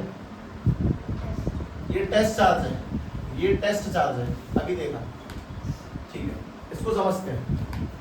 मैं तुम्हारे सामने सॉल्व करने जा रहा हूँ due to a point charge. मतलब ये कि हमारे पास में ये कोई Q नाम का चार्ज है। इस चार्ज के द्वारा r डिस्टेंस पर इस पॉइंट पर कितनी फील्ड लग रही है? ये बात ऐसे समझ में नहीं आती, ठीक है, वापस समझे। मैं कहना चाह रहा हूँ कि अपने पास में ये कोई मैग्नेट है, north pole south pole, mark जितनी बड़ी मैग्नेट है। इस मैग्नेट के द्वारा 10 सेंटीमीटर की दूरी पर रखे हुए एक लोहे के चोबे पर कितनी फोर्स लग रही है? 10 न्यूटन लग रही है कि 20 न्यूटन लग रही है कि 30 न्यूटन है कि 40 न्यूटन है? ये सवाल। किसी चुंबक के द्वारा 10 सेंटीमीटर की दूरी पर कितनी फोर्स लग रही है? अगर मैं तुमसे बता देता हूं कि भाई ये वाली जो फोर्स है वो 6 न्यूटन है। ये चुंबक 10 सेंटीमीटर की दूरी पर कितना प्रभाव बनाती है चारों दिशाओं में? 6 न्यूटन का। अगर यहाँ से हम 10 रखें तो भी कितना लग रही है? 6 न्यूटन। यहाँ पे भी कितना? 10। इस चुंबक के कारण 10 सेंटीमीटर की दूरी पर किसी लोहे पे लगने वाली फोर्स 6 न्यूटन है। तो अगर मैंने डिस्टेंस को 10 से बढ़ा के 15 कर दिया तो ये वाली फोर्स थोड़ी सी कम हो जाएगी, 6 तो नहीं होगी, कुछ भी हो कम होगी, 3 हो, 2 हो, 1 हो, मतलब मान ली मैंने 3 न्यूटन है, ये वाली फोर्स 3 न्यूटन हो जाएगी। अगर डिस्टेंस को बढ़ा के मैंने इसको 50 सेंटीमीटर कर लिया तो फोर्स और कम हो जाएगी, और कितनी कम हो जाएगी? मैं मान लेता हूँ कि 0.01 न्यूटन हो गई। अगर इस चुंबक से हमने डिस्टेंस को बढ़ा के 1000 मीटर यानी 1 किलोमीटर कर लिया तो ये वाली फोर्स 0 नहीं, 0.000000001 न्यूटन, और इतनी कम हो गई, प्रभाव महसूस नहीं होगा। बस एक सवाल का जवाब दें, कितनी डिस्टेंस पे जाके ये वाली फोर्स 0 हो जाएगी? इनफाइनाइट, डिस्टेंस इनफाइनाइट मानी जाएगी। कुल मिला के मेन चीज वो छोड़ेगी। बताओ इलेक्ट्रिक फील्ड का मतलब क्या है? किसी चुंबक के द्वारा किसी लोहे पर 10 सेंटीमीटर की दूरी पर कितना फोर्स महसूस हो रहा है, वो मैग्नेटिक फील्ड है। इलेक्ट्रिक फील्ड तो बोल दिया मैंने, ठीक है। पूछ रहा हूं मैं तुमसे, किसी चार्ज के द्वारा r डिस्टेंस पर रखे हुए किसी आदमी पर कितना फोर्स लगेगा, वो निकालते हैं। जैसे हम चुंबक को समझ के बातों को चला रहे हैं वैसे करके, लेकिन इस कहानी को समझाने के लिए हमारे सामने एक डायग्राम रखा जाएगा, उसको कंपेयर कर लेना, जिससे कि तुम चीज़ों को बेहतरीन रूप से याद रख सको। रिवीजन इज मोस्ट इंपोर्टेंट, और रिवीजन की सबसे बढ़िया टेक्निक टीच योरसेल्फ। खुद से बातें करते हुए लिखते लिखते पढ़ाओ खुद को कि भाई ऐसे हो जाएगा, तू पागल है, तू गलत पढ़ता चीज़ों को। Talk with yourself. जब तक खुद से नहीं तब तक चीज़ें समझ में नहीं आती है। मैं लिख रहा हूँ, हमारे पास में अगर ये कोई मैग्नेट है जिसका ये वाला पोल साउथ, ये वाला नॉर्थ है, तो मेरा सवाल है कि r डिस्टेंस पर कितना मैग्नेटिक फील्ड होगा, मतलब कितनी फोर्स लग रही होगी, कितनी ताकत से चुंबक इसको खींचेगी या भगाएगी, जो भी है। वैसे पूछ रहा हूँ, अपने पास में ये कुछ चार्ज है, इसके द्वारा r डिस्टेंस पर कितना इलेक्ट्रिक फील्ड लगेगा, ये जानना चाहता हूँ। कितनी फोर्स महसूस होगी? जिस चुंबक के द्वारा 10 सेंटीमीटर की दूरी पे 6 न्यूटन लगता है, वैसे ही इस चार्ज के द्वारा 10 सेंटीमीटर पर कितना लगेगा। अब मैंने 10 की जगह r लिख दिया और चार्ज की वैल्यू क्यों लिख दिया, कुछ नहीं, ठीक है। सुनो, हम जिस पर फोर्स निकालते हैं उस आदमी को हम लोग क्या कहते हैं? ये कौन सा चार्ज है? मुझे बस छोटे मोटे सवालों के जवाब, बस छोटे मोटे। भाई मुझे इतना बता दे, इलेक्ट्रिक फील्ड निकालने का तरीका क्या है? फोर्स अपॉन में चार्ज। और फोर्स निकालने का तरीका क्या है?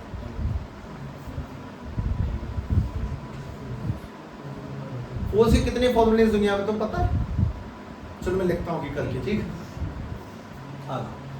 F इक्वल्स टू सबसे बेसिक m है, F equals to g m1 m2 upon में r square, m equals to में 6 5 थीटा ईटा आर वी, उसके बाद में एफ इज इक्वल टू में आई वी एल, उसके बाद में एफ इज इक्वल टू में क्यू वी वी, उसके बाद में बी एल ओमेगा स्क्वायर। नहीं पढ़े ना? अच्छा इस सब का मेन रोल क्या है? अच्छा F is equal to recently पढ़ा ना, K Q one Q two upon में, तो रिसेंट पढ़ा था, रिसेंटली पढ़ा। एफ इज इक्वल टू में म्यू नॉट अपॉन में 4 पाई 2 I1 I2 अपॉन में डी। ये सब फोर्स है, हाँ सब में अंतर है, बिल्कुल है। ये कब लगता है? ग्रेविटेशन में। ये कब लगता है? फ्लूइड में। ये कब लगता है? करंट में। ये कब लगता है? दो चार्ज के बीच में। तो मैं यही तो चाहिए, तो मुझे बस इतना बता दो कि इलेक्ट्रिक फील्ड निकालने का तरीका क्या है? फोर्स अपॉन में चार्ज। मैं जानना चाहता हूं कि इस चुंबक के द्वारा कितनी दूरी पर कितना चुंबकीय प्रभाव, इस चार्ज के द्वारा कितनी दूरी पर कितना इलेक्ट्रिक फील्ड वाला प्रभाव पड़ रहा है, उसको निकालने का तरीका क्या है? फोर्स अपॉन में चार्ज। सभी लोग मुझे फोर्स का फॉर्मूला ध्यान से बता सकते हैं, के Q1 Q2 अपॉन में आर स्क्वायर, और उसके भी नीचे क्या चल रहा है? Q। देखो ये किस जगह पे आ गया? फोर्स। भाई इलेक्ट्रिक फील्ड अभी भी मैंने यही तो रखा, फोर्स अपॉन में चार्ज। अब तुम्हें क्या करना वो सुनो, एक Q से एक Q कट जाएगा, तो इलेक्ट्रिक फील्ड का फॉर्मूला क्या बचा? के क्यू अपॉन में आर स्क्वायर। अब मेरा तुमसे बस एक छोटा सा प्रश्न है, अगर तुम मुझे उस सवाल का जवाब दे गए तो बहुत बढ़िया। इलेक्ट्रिक फील्ड का फॉर्मूला मैं तुमसे बोला फोर्स अपॉन में चार्ज, और मैं ही तुमसे खुद कह रहा हूँ कि इलेक्ट्रिक फील्ड का फॉर्मूला के क्यू अपॉन में आर स्क्वायर। इन दोनों बातों में क्या डिफरेंस है? इसकी यूनिट कितनी है? न्यूटन पर कूलम। इसकी यूनिट भी क्या है? न्यूटन पर कूलम। सेम है क्योंकि वो इलेक्ट्रिक फील्ड है। इसमें अंतर क्या है? ये बताओ, बस शांति सोचो, बिल्कुल नहीं। अगर मूड पार होगा ना तो तुम्हें ये भी ध्यान रहेगा कि हम किस जगह पे रुके थे। ये सोचो कि इलेक्ट्रिक फील्ड फोर्स अपॉन में चार्ज मैंने अभी बताया, और मैं खुद ही पलट के कह रहा हूँ के अपॉन में आर स्क्वायर। सोचें, गलत तो कुछ नहीं। समझो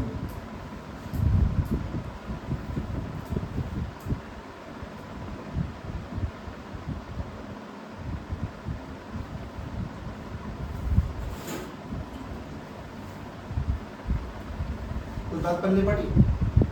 वो कब वैलिड है? जब किसी चार्ज के द्वारा पूछा गया हो के क्यू अपॉन में आर स्क्वायर, तब। इसमें के तो कांस्टेंट है, क्यू क्या चीज है? कौन अपनी फोर्स निकलवाना चाह रहा है, और आर क्या चीज है? कितनी दूरी पे निकलवाना चाह रहा है। और एफ अपॉन में क्यू क्या चीज है? वो बेसिक डेफिनेशन है इलेक्ट्रिक फील्ड की।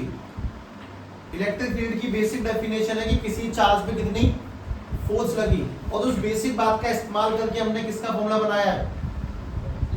इसका। फोर्स का formula F is equal to m कब लगता है? जब हमें किसी चार्ज का, किसी बॉडी का मास पता हो, किसी बॉडी का एक्सेलरेशन पता हो, तो फोर्स निकालते हैं। Gm1 m2 पर आर स्क्वायर कब लगता है? जब दो प्लैनेट्स के बीच में ग्रेविटेशन फोर्स को कैलकुलेट करें। ये जो फोर्स अपॉन में चार्ज है, ये इलेक्ट्रिक फील्ड की बेसिक जनरल डेफिनेशन है। फोर्स अपॉन में चार्ज की किसी चार्ज पे कितनी फोर्स लगेगी, और इसका इस्तेमाल करके हमने ये जो फॉर्मूला बनाया है वो किसी एक सिंगल चार्ज के द्वारा लगाया है। ये सिंगल चार्ज का फॉर्मूला है कि मैं क्यू नाम का चार्ज आर की दूरी पे इतना प्रभाव छोड़ सकता हूँ। और ये वाला फॉर्मूला कहाँ वैलिड है? ये ऑलवेज वैलिड है। लेकिन ये कहाँ वैलिड है? मात्र सिंगल चार्ज के लिए। फोर्स अपॉन में चार्ज तो सबसे मेन बात थी कि किसी चार्ज पे कितनी फोर्स लगेगी, ये ऑलवेज वैलिड है हर जगह। ये ओनली किस जगह वैलिड है? सिंगल चार्ज के लिए। इस बात को समझाने के लिए कहीं ना कहीं बातों को बहुत अच्छे से निचोड़ना चाहिए। देखना, जैसे कि मैं एग्जांपल के तौर पे तुमसे बात कहता हूँ कि हमारे पास में यार 2 कूलम का चार्ज है। मुझे बस इतना बता दो कि 2 मीटर की डिस्टेंस पर इसकी क्या इलेक्ट्रिक फील्ड होगी? 2 कूलम के चार्ज के द्वारा 2 मीटर की डिस्टेंस पर क्या इलेक्ट्रिक फील्ड होगी? तो इस जगह तुम electric field is equal to force upon में चार्ज नहीं करोगे। इस जगह तुम क्या करोगे? के क्यू अपॉन में आर स्क्वायर। ज्यादा वैल्यूज को पुट करें, के इंटू में के की जगह भी 9 इंटू 10 की पावर 9, क्यू की जगह पे 2 कूलम अपॉन में डिस्टेंस का स्क्वायर 2 का स्क्वायर 4, इससे ही काट दिया। डिवाइड करेंगे 9 बटे में 2 यानी कि 4.5 10 की पावर 9। लेकिन क्योंकि इलेक्ट्रिक फील्ड है तो उसकी यूनिट कूलम। ये इतनी न्यूटन की फोर्स, 2 कूलम का चार्ज 2 मीटर की डिस्टेंस पर इतनी फोर्स लगाएगा 10 की पावर 9 न्यूटन। 4.5 नहीं बोल रहा मैं। अच्छा, लेकिन अगर सब इस जगह पे -4 -3 हुआ और 1 मीटर की डिस्टेंस दे दी तो क्या करेंगे, -3 पे क्या करेंगे वो बताना बहुत इंपॉर्टेंट इसीलिए क्योंकि जब मैं करूंगा तो तुम्हें अच्छा लगेगा। क्योंकि अपॉन में R square electric field is equal to K की जगह 9 10 की पावर 9, क्यू की जगह पे -3 या फिर +3। एक सवाल का जवाब, इलेक्ट्रिक फील्ड किससे मिलके बनी थी, फोर्स है ना, और फोर्स में तुम चार्ज कैसा रखते थे, सिंपल मोड में। इलेक्ट्रिक फील्ड में चार्ज किस में रखते थे, मोड में। तो जब इलेक्ट्रिक फील्ड फोर्स से मिलके बनती है, फोर्स में मोड रखा तो इलेक्ट्रिक फील्ड में भी मोड ही आएगा। इसमें 3 ही रखेंगे अपॉन में डिस्टेंस 1 मीटर का स्क्वायर 9 दिया 27 10 की पावर 9 न्यूटन पर कूलम इसके लिए लगने वाली फोर्स। तो सब ये कैसे पता पड़ेगा कि ये पॉजिटिव है कि नेगेटिव है, फॉर्मूले से तो पता नहीं पड़ने वाला, फिर हमें बनाना पड़ेगा। अगर ये पॉजिटिव है तो इसमें से निकलने वाली फील्ड लाइंस अभी जा रही होंगी, और अगर नेगेटिव है तो फील्ड लाइंस अंदर जाएंगी। ये हम बनाएंगे अपनी ओर से, सवाल ऐसा नहीं देगा।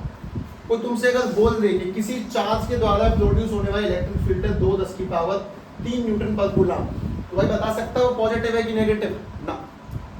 हम इलेक्ट्रिक फील्ड देख के नहीं बता सकते कोई भी चार्ज पॉजिटिव होगा कि नेगेटिव होगा। तुम्हारा मेन काम तुम जरा ध्यान से स्टार्टिंग से देखो, तुम्हें इलेक्ट्रिक इंटेंसिटी में पहले चार्ज के माध्यम से r दूरी पर कितना फील्ड होगा वो बताया, इसको ध्यान से लिखें और इन दोनों एग्जांपल को भी लिखें।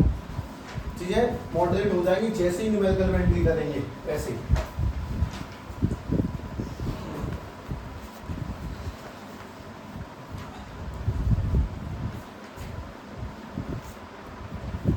हमारी सबसे अधिक मेहनत बस इन 3 महीनों की है,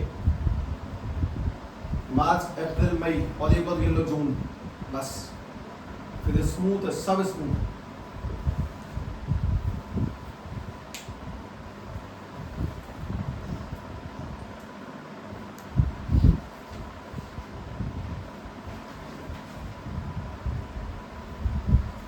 लोगों के मीटर बोल रहे हो ये अभी तो 3.5 है।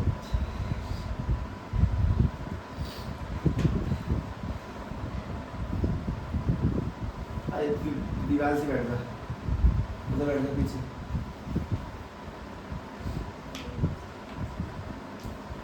मुझे बात नहीं बताएंगे कि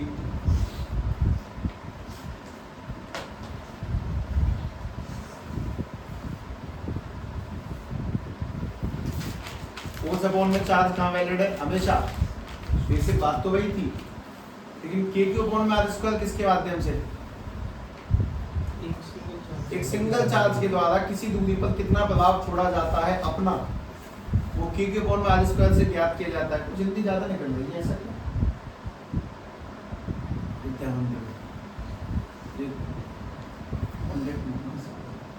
सलमान को क्या कहते हैं अंग्रेजी में, नहीं मिला अब तक, कितने समय पहले दिया, मैं ढूंढ के आना। और बुरी आदत है यार हम लोगों की, कोई खाने पीने को जलपान का समय हो गया, हम ये नहीं सोच पाते कि फिर उसको क्या बोले, भोजन कर लो, फूड डिनर लंच, तो बोला लगेगा ना।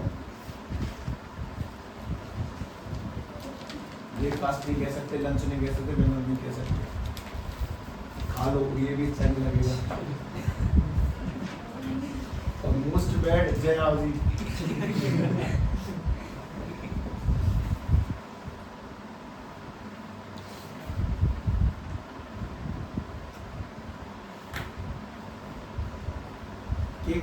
स्क्वायर कब वैलिड है, एक्चुअली मैं यहाँ से बन नहीं सकता अभी, मुझे थोड़ा समय और देना है जिससे कि मैं तुम्हारे दिमाग को कुछ और गुड सिम्टम दे दूँ।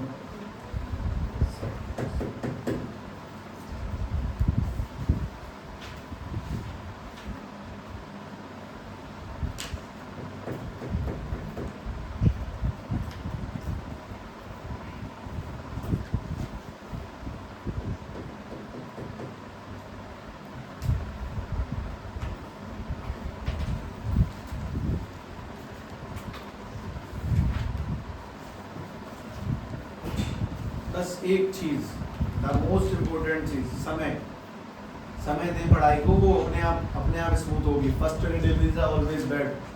अच्छा वो पिछला सब ध्यान है, कूलम्ब फ्लो से क्या निकालते हैं, फोर्स किसके बीच में, दो चार्ज के बीच में, उसको वेक्टर फॉर्म में लाने के लिए इसमें इसमें भी ये वेक्टर दो एफ पे क्यों नहीं लिखी, दो का नहीं, कुछ बातें बिना बोल के दे दी जाती हैं। तो अभी नहीं, अभी तुम्हें कुछ और देखना है, क्योंकि अगर मैंने ये पक्का नहीं किया ना तो कोई फायदा नहीं है। मुझे मात्र 10 से 5 मिनट चाहिए इसको कंफर्म करने के लिए कि मैंने तुम्हें क्या सिखाया। ठीक, ये सब ने लिख लिया ना, ये बताओ बस। ये इलेक्ट्रिक डाइपोल लिक्विड हो गया और any volume of the bulb. ठीक, इसका आता हूँ सबसे पहले।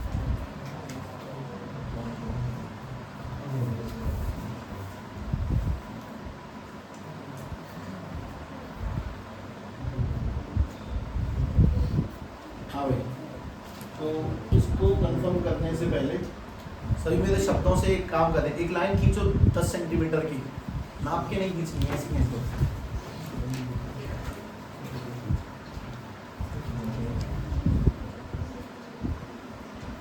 उसके पहले वाले पॉइंट पे, मतलब तुम्हारे लेफ्ट हैंड पे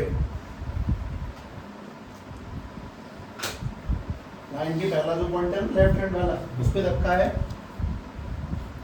पॉजिटिव 10 नैनो कूलम। मुझे एक बार याद दिला देंगे, मिली मतलब 10 की पावर माइनस 3, माइक्रो 10 की पावर माइनस, अरे ये मिली यानी 10 की पावर माइनस 3, माइक्रो 10 की पावर माइनस 6, और उसके बाद में नैनो 10 की पावर माइनस 9। टेबल में चल रहे थे हम लोग। पहले क्या बताया था मैंने तुम्हें? पिको 10 के माइनस के बाद है, और फर्मी 10 के माइनस के 15। कोई बात नहीं, चलो एक जगह पे लिखा है कितना बोला, प्लस के 10 नैनो कूलम। दूसरी साइड लिखो, दूसरी साइड माइनस के 8 नैनो कूलम। ठीक, मैं इलेक्ट्रिक फील्ड के उसी पॉइंट पर हूँ, मैं इलेक्ट्रिक फील्ड में चार्ज वाले सिंगल चार्ज पे चल रहा हूँ। ये हमेशा ध्यान रखना, मैं तुम्हें बांटा कैसे। आज मैंने तुम्हें सबसे पहले इलेक्ट्रिक फील्ड, उसके बाद में फील्ड लाइंस, प्रॉपर्टीज, और फिर इस जगह पे चल रहा हूँ, है ना। ध्यान से सुनो, मैंने जो सवाल तुम्हारे सामने रखा उस सवाल का कोई उद्देश्य ऐसा नहीं है कि ये सब पेपर में आएगा से तो कर ही लो ना। इसका सिंपल एक ही सिंपल रीजन है कि ये 10 सेंटीमीटर गैप है ना, 10 सेंटीमीटर को बदलना पड़ेगा, कोई ने 10 मीटर कर लिया, उसी काट दो आगे का।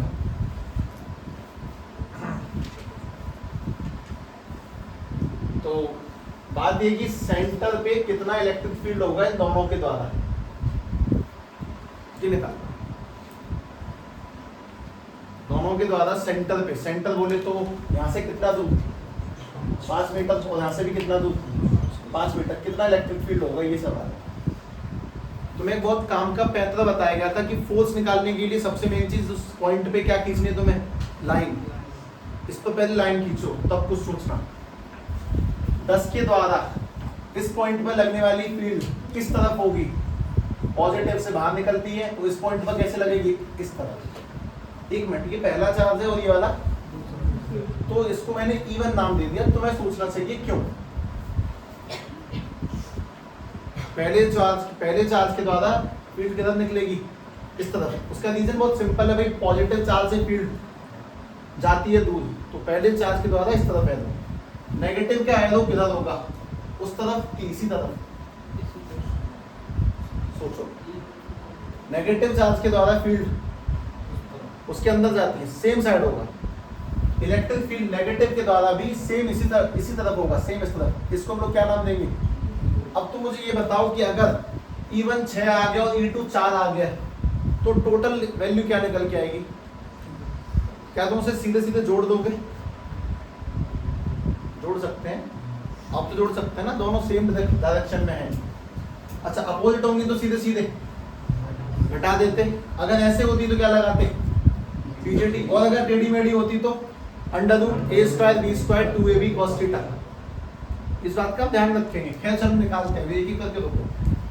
मुझे क्या निकालना है, पहले के द्वारा इलेक्ट्रिक फील्ड और दूसरे के द्वारा इलेक्ट्रिक फील्ड। पॉजिटिव और नेगेटिव का कोई रोल, एक ही रोल था कि दोनों की डायरेक्शन इस तरफ होगी, हो गया। उसके तुम्हें प्लस माइनस नहीं रखना, ये ध्यान रखना, हो गया उसका काम। तीर कहाँ लगेगा, वही है उसका मेन काम।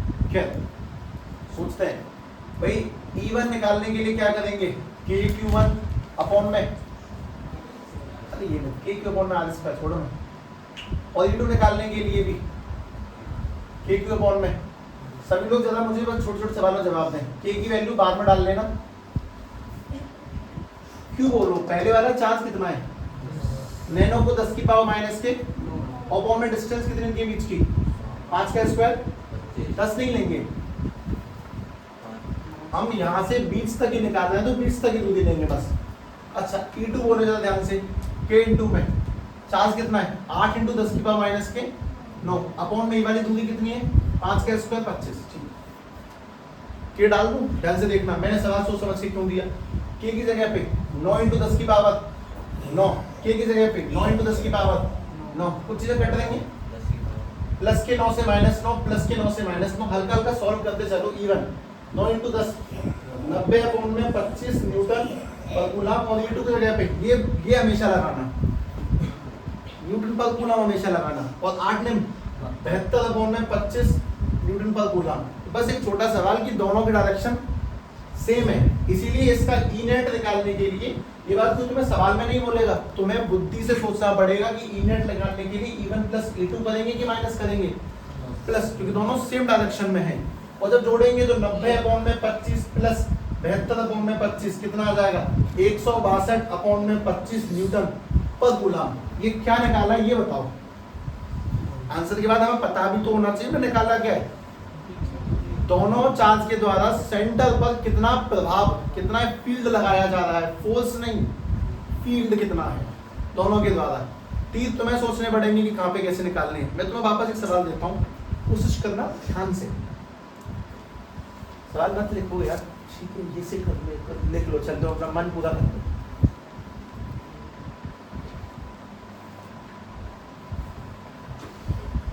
मुझे एक बालक था मुनैद, आज से 4 साल पहले की बात है, उससे कह रहा था, वहाँ का था वो, तोताने की साइड में गाँव है, नगला जगह था, तो मुझसे वो कह रहा था जब 9 भी कर देंगे ना तो उसे भी लिख लेंगे, क्या पता कुछ काम का ही।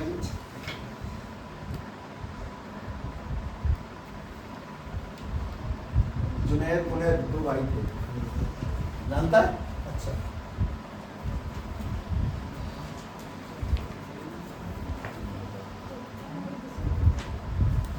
उनके बैच में कौन था, जुनैद मुनैद बॉबी कैफ नितिन,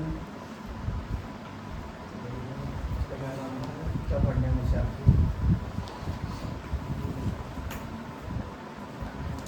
हाँ भाई, इसको ध्यान से थोड़ा अपनी बुद्धि उड़ाएंगे ना, मैं ये नैनो देता हूँ, नैनो बढ़िया कटता है ना इस वजह से, तो बस में ये चार्ज है 8 नैनो कूलम, और एक ये वाला चार्ज है माइनस के 4 नैनो कूलम।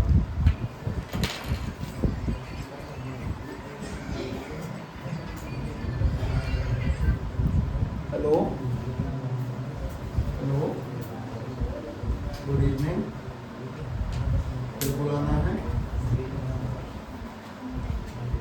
हाँ भाई, सभी का मेन का, इनके बीच का गैप में तुम्हें कुछ अच्छा खासा तो नहीं ऐसी, ठीक है, ये 8 मीटर है। मैं तुमसे कहता हूँ कि यहाँ से 4 मीटर की दूरी पर इस पॉइंट पर तुम्हें इलेक्ट्रिक फील्ड निकालनी है, टोटल दोनों के द्वारा कितनी होगी। सभी लोग दोनों के द्वारा तीर लगाओ पहले ध्यान से,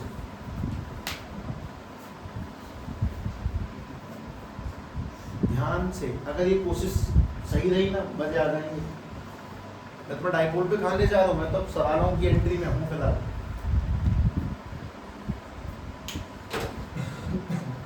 तीर लगाओ नेगेटिव के माध्यम से। पहली बात, चलो एक काम और थोड़ी सी यही तो 1 और 2,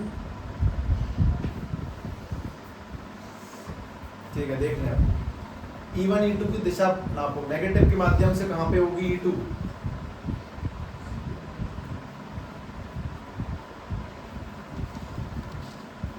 जस्ट यूज योर ब्रेन, थोड़ा सा, बस थोड़ा सा।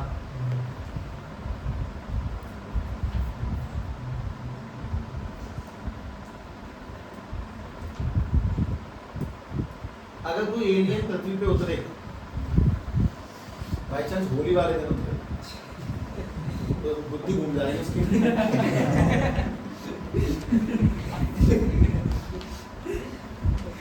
ये कैसे लोग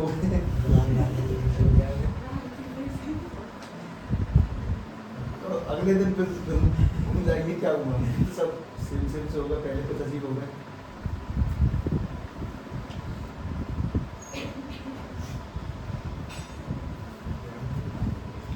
हाँ भाई, मैं थोड़ी सहायता में आता हूँ तुम्हारी। सुनो, पॉजिटिव के द्वारा तुम इसको तो गिनो ही मत, मतलब तुम मेरे नजरिए सवाल करने की कोशिश करना एक बार। अब तुम्हारी आई साइड अलग है, मेरी अलग है, थोड़ी सी डिफरेंट है। 8 नैनो गुलाम, इससे ये वाला पॉइंट कितनी दूरी पर है? 12 मीटर। ठीक है, मोटी मोटी बात। ये पॉजिटिव है तो पॉजिटिव से फील्ड लाइन दूर जाएंगे, तो this is called even. Even उस तरफ होगा क्योंकि प्लस का चार्ज है। अच्छा, ये वाला जो चार्ज है वो माइनस के 4 नैनो गुलाम है, और यहाँ से डिस्टेंस कितनी है? 4 मीटर। इस वाले जगह पे इलेक्ट्रिक फील्ड -4 में अवे की -4 के अंदर, तो ये वाले E2 उस तरफ होगा। अब मुझे इतना हो बता दो कि इनका नेट कैसे निकलेगा? नेट का मतलब हमेशा जोड़ना नहीं होता, देखना होता है। घटाएंगे किस में से किसको? E1 में से E2 को, कि E2 में से E1 को? बड़े में से छोटे को, जो बड़ा हो उसमें से। अब वो मैं देख लूंगा किस में से किसको घटाना है, पर तो मुझे सवाल का जवाब वापस से। E1 निकालने का तरीका k³ में r², तो k की जगह पे 9 × 10 की पावर 9, q की जगह पे 8 × 10 की पावर -9 अपॉन में डिस्टेंस। पहले की डिस्टेंस कितनी है यहाँ से? 12 मीटर का स्क्वायर, 144। तो इससे ये तो काट दिया, 8 ने 72 अपॉन में 144, इसको कट शॉर्ट 12 की टेबल चले जाता है, नहीं 72 दूनी 144, तो ठीक है 1/2 न्यूटन पर कूलम। ठीक है, ये किसकी वजह से निकल के आया? पहले की वजह से। दूसरे की वजह से सोचते हैं, दूसरे की वजह से अगर निकालेंगे तो E2 इक्वल में k³ में r²। k की जगह पे 9 × 10 की पावर 9, q की जगह पे कहाँ गया? 4 10 की पावर -9। माइनस का चक्कर क्यों नहीं है? क्योंकि मैंने तीर लगा दिया ना कि नेगेटिव में इस तरफ जाएगी। अपॉन में डिस्टेंस कितनी है? 4 का स्क्वायर 16, इससे काट दिया 9 चौक 36।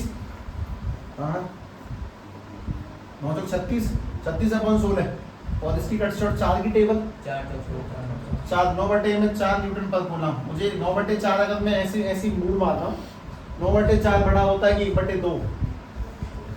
अब तुम बात समझो, पहले की वजह से E1 आ रहा है इस तरफ 1/2, दूसरी की वजह से E2 आ रहा है इस तरफ 9/4। E1 उस तरफ 1/2, 9/4 आ रहा है। बड़ा कौन है? 9/4।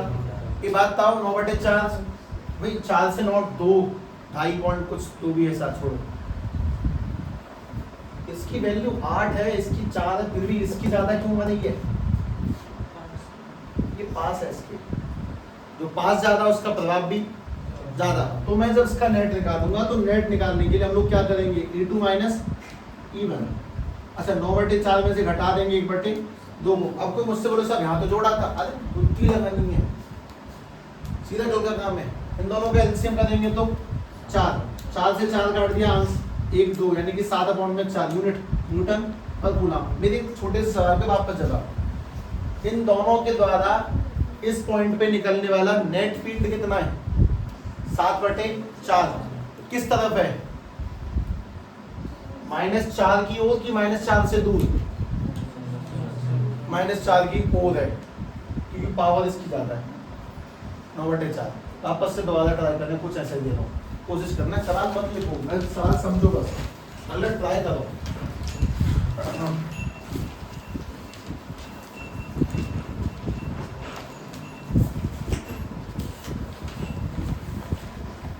अपने पास में ये कोई चार्ज है, बिल्कुल सवाल देता हूँ उसके बाद। ये कोई चार्ज है 10 नैनो कूलम, और यहाँ पर कोई चार्ज है 6 नैनो कूलम। ठीक, दोनों पॉजिटिव ही हैं। यहाँ से वाली जो डिस्टेंस है वो है 6 मीटर, और ये वाला डिस्टेंस है 4 मीटर। दोनों की सहायता से इस जगह पर निकालो कितना इलेक्ट्रिक फील्ड होगा नेट। ठीक है, एक 1 है, एक 2 है। पहले तीर लगाओ, बनाओ। इस जगह पे k³ लगेगा, 4/4 तो नहीं लगेगा ना, वो तो बेसिक डेफिनेशन थी, वो खत्म हो, छोड़ो।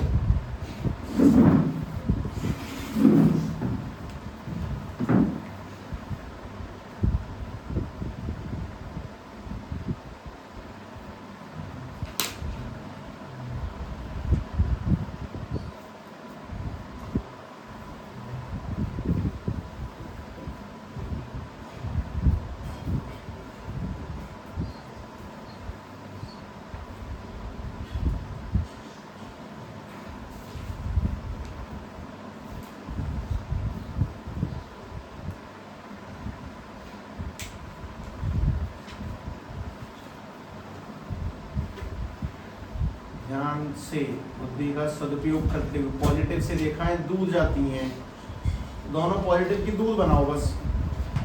फिर ये सोचना कि जुड़ेंगी कि घटेंगी।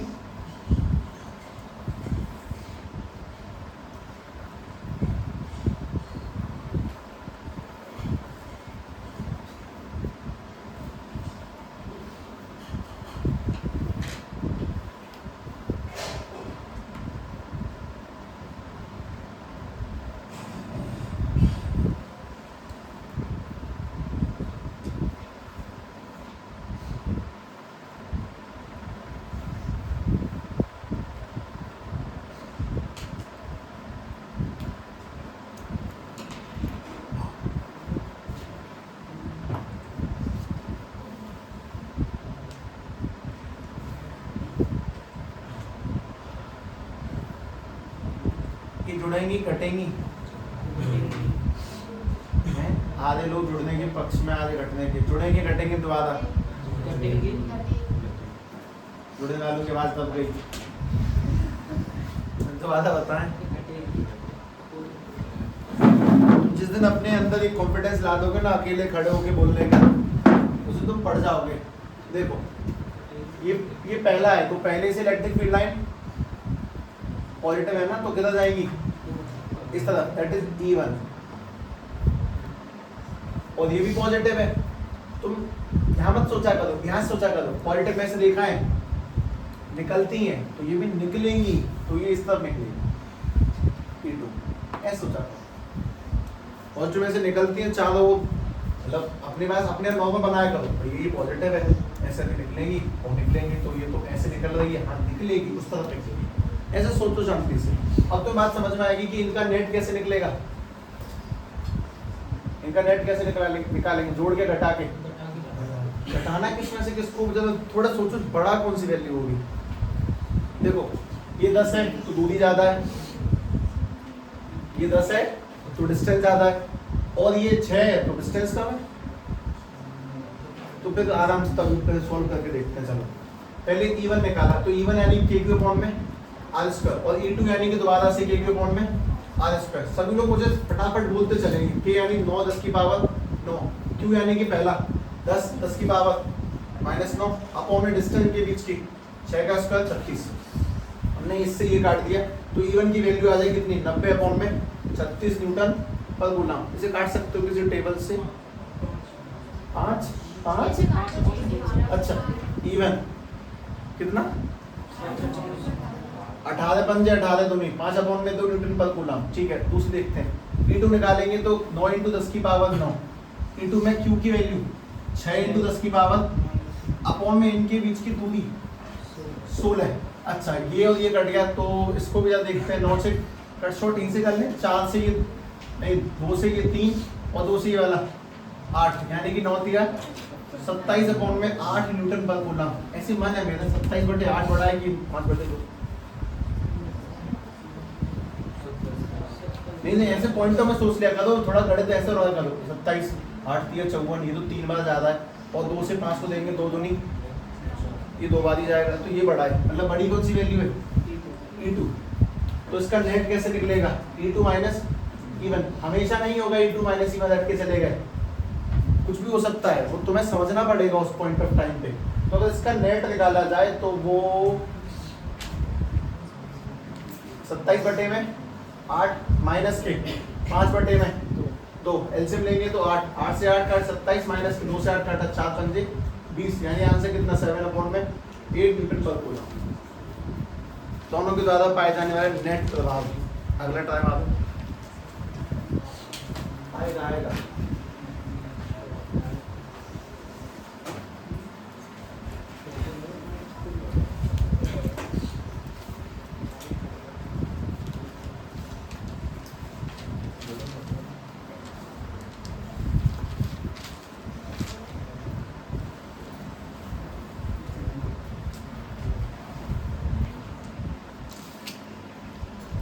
ये 7 माइक्रो कूलम है, ये माइनस के 6 माइक्रो कूलम है, और ये वाला प्लस के 4 माइक्रो कूलम है। इनकी जो बीच का गैप है वो है 5 मीटर। ये 5 नहीं, ये तो स्क्वायर में गड़बड़ देगा। इस 7 को काट दे 8 कर दो भाई, भाई को घुमा दो 8।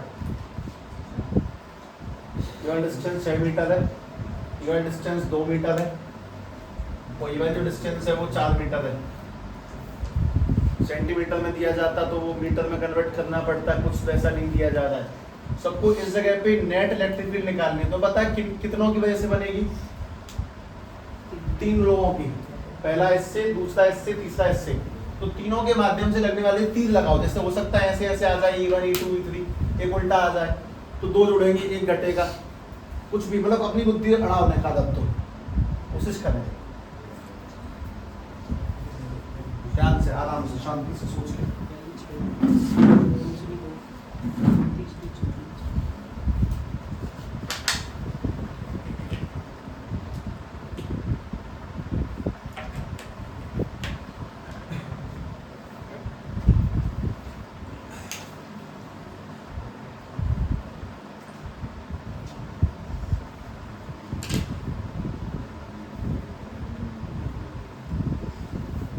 मैं कुछ लोगों को ऐड कर देता हूँ।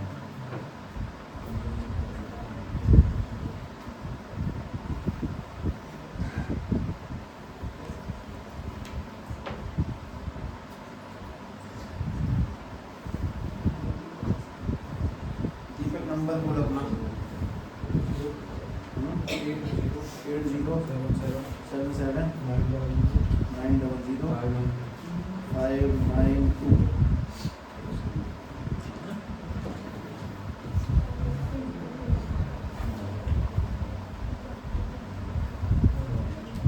और कौन कौन लेंगे भाई, गर्ल्स बताओ। 78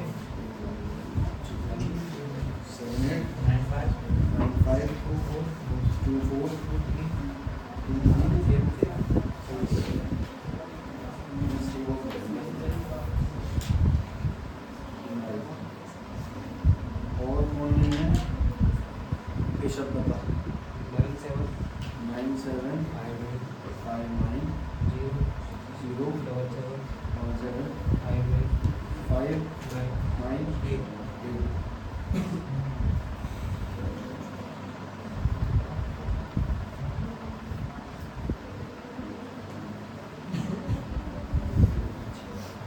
और कोई है क्या उसका? 90 45 11 8377। तो छोड़ के कौन गया?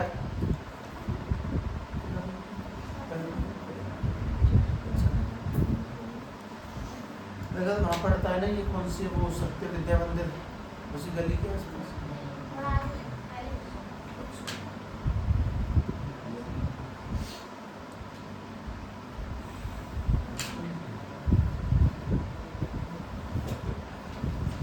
अभी सोचे E1 E2 E3 लगाओ ने बुद्धि। एक सवाल, बस एक सवाल सही करना सीखो, इधर सरल हो जाता है उससे।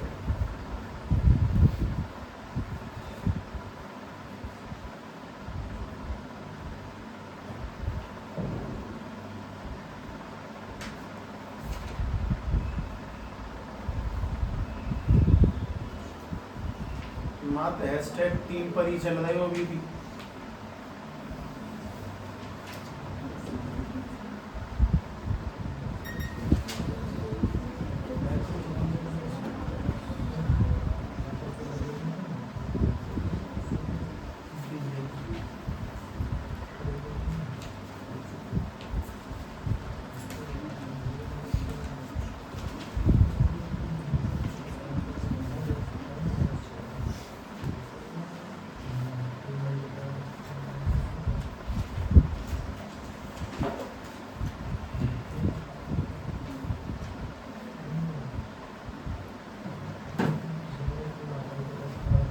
मुझे एक सवाल का छोटा जवाब, E1 E2 E3 में कौन कौन जुड़ेगा? E1 और E3, और घटेगा कौन? ठीक है, बिल्कुल हिसाब लगाते हैं।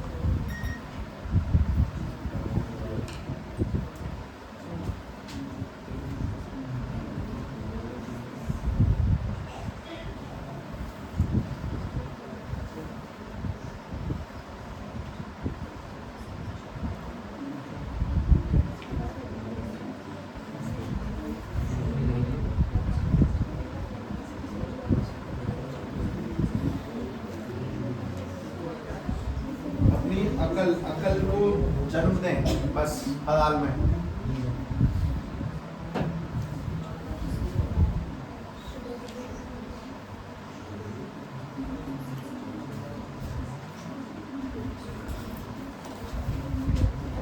सवाल कर देख डिलाइट बिल्कुल नहीं बदलनी चाहिए सच में।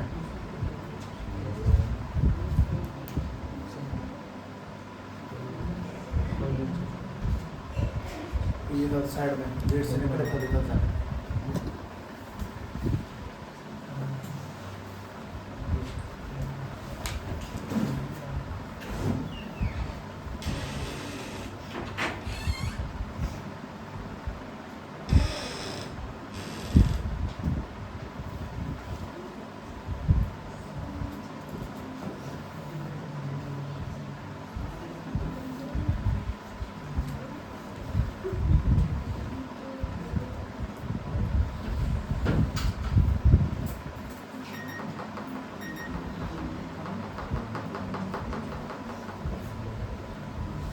ये माइक्रो म्यू के देने का रीजन भी समझो।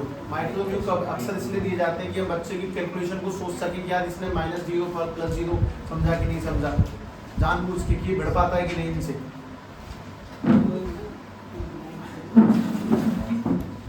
हाँ चलो सभी लोग मुझे बताओ, मैं कैलकुलेट करता हूँ है ना। पहले ये बताओ इवन कहाँ लगेगा, मैं तो ऑप्शन देता हूँ लेफ्ट या राइट।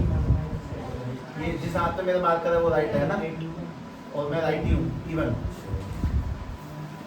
E2 माइनस में अपनी हो जाएगा तो E2 उस तरफ होगा, और E3 राइट में। तो सीधी सीधी बात ये है कि E1 E3 जुड़ेगा, मतलब नेट निकालने के लिए सीधा कनेक्शन है कि E1 + E3 का देंगे और घटा किसको देंगे, E2।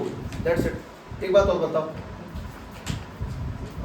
E1 के अकॉर्डिंग डिस्टेंस कितनी है, 12 E2 के लिए और E3 के लिए 4।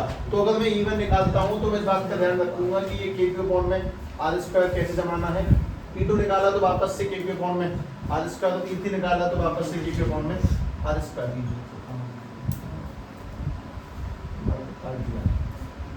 ठीक है, सोचो और जवाब दो। तुम लोग के पक्ष में हो तो रख लो, वरना मेरी मानो मत रखो। के मत रखना, एंड में रखना, क्योंकि बात है कि मैं तुम्हें सिखाऊंगा ना तुम वैसे ही लगे रहोगे। इस वजह से क्या है बताता हूँ। के क्यू की जगह पे बोलो 8 माइक्रोकूलम अपॉन में डिस्टेंस कितनी है पहले के अकॉर्डिंग उस पॉइंट की, 12 का स्क्वायर 144। उसके बाद में अगर मैं E2 निकालता हूँ तो K इंटू में क्यू की जगह पे 6। मैं तुम्हें साफ बोला कि माइनस प्लस का कोई लफड़ा नहीं है, वो तीर लगाने के काम में आते हैं बस।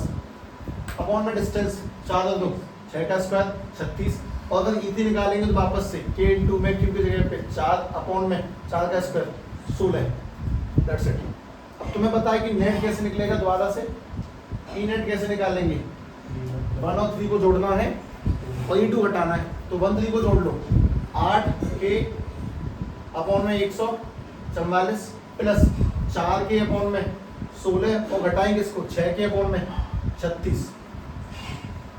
ये चार्ज तुमने म्यू में ही रखे हैं ना, अभी म्यू की जगह पे 10 की पावर माइनस के 6 नहीं रखा मैंने फिलहाल, मैं रखूंगा थोड़ी देर रुक के। लेकिन सभी लोग मुझे इसका एलसीएम निकलवा दो तो बहुत बढ़िया मजे आ जाएंगे। 144। अच्छा डिस्टेंस मैंने जानबूझ के ऐसी इसीलिए दी थी।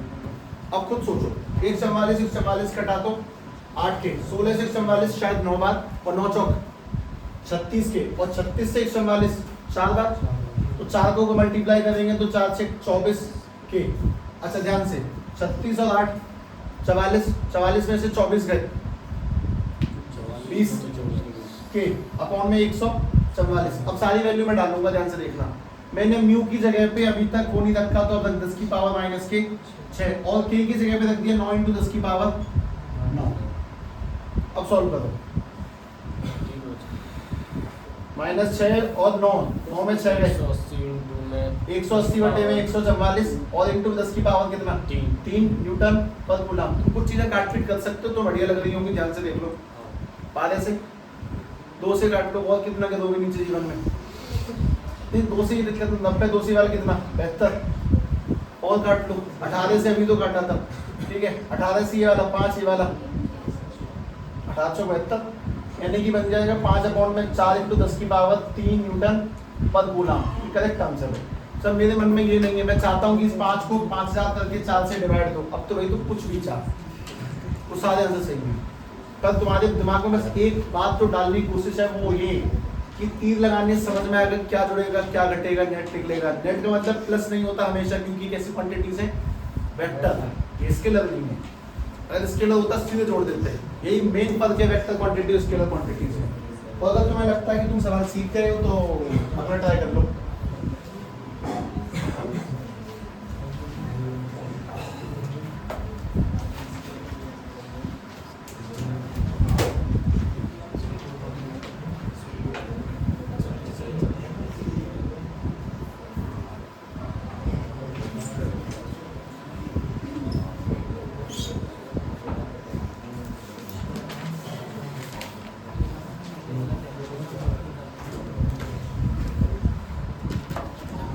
बस एक स्क्वायर है, सभी एक स्क्वायर बनाते हैं अपना पहले तो अच्छा सा।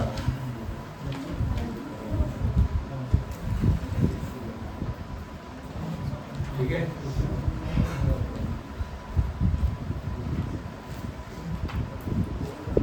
यहाँ पे एक चार्ज है दैट इज 4 कूलम दिया मैंने को माइक्रो न्यू जानबूझ के नहीं खेला इस बार। तुम भी की वैल्यू मत डालना एंड तक सच में। ये वाला चार्ज है 6 कूलम, ये वाला चार्ज है माइनस में दे तो ठीक है, माइनस के 3 कूलम, और ये वाला है 4 कूलम। ठीक, बहुत बढ़िया।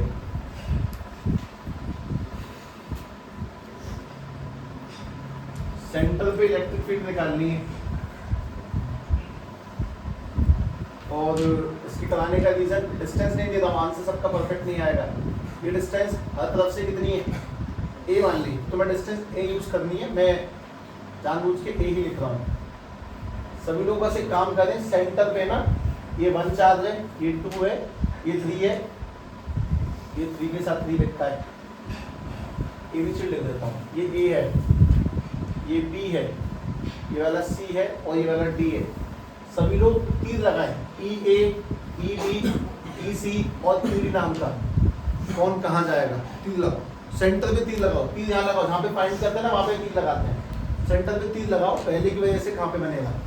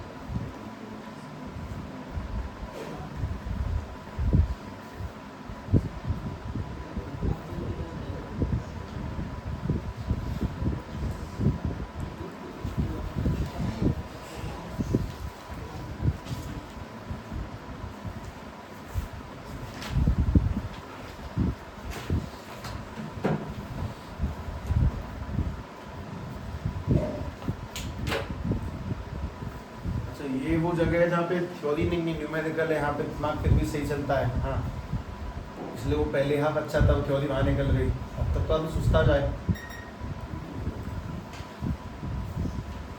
सब लोग अपने तीर मैच कर लें बस, है ना।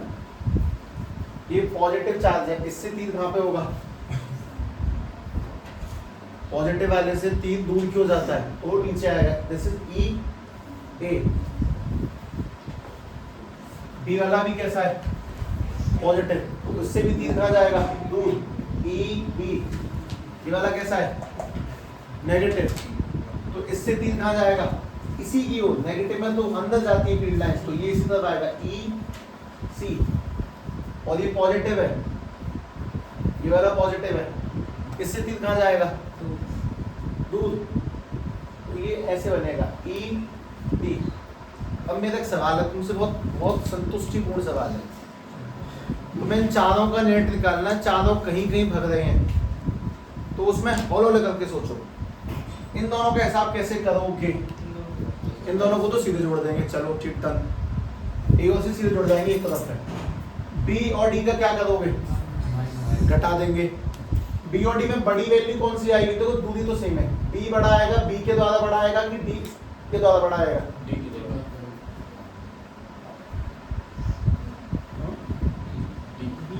बी के कारण फील्ड लाइन नीचे की हो जा रही है, बी पॉजिटिव है, और डी के द्वारा इधर जा रही है, डी भी पॉजिटिव है। तो बी की पावर ज्यादा है कि डी की ज्यादा है? बी की। तो प्रभाव नीचे छूटेगा कि ऊपर? नीचे। अच्छा सब चार जोड़ दिए ना, चार का नहीं बता रहा मैं, तुमसे दो दो की बातें कर रहा हूँ, तुम भी मेरे साथ दो दो की बातें करो, सुनो ध्यान से। जैसे मैं तुमसे पहले पूछता हूँ ई ए निकालते हैं,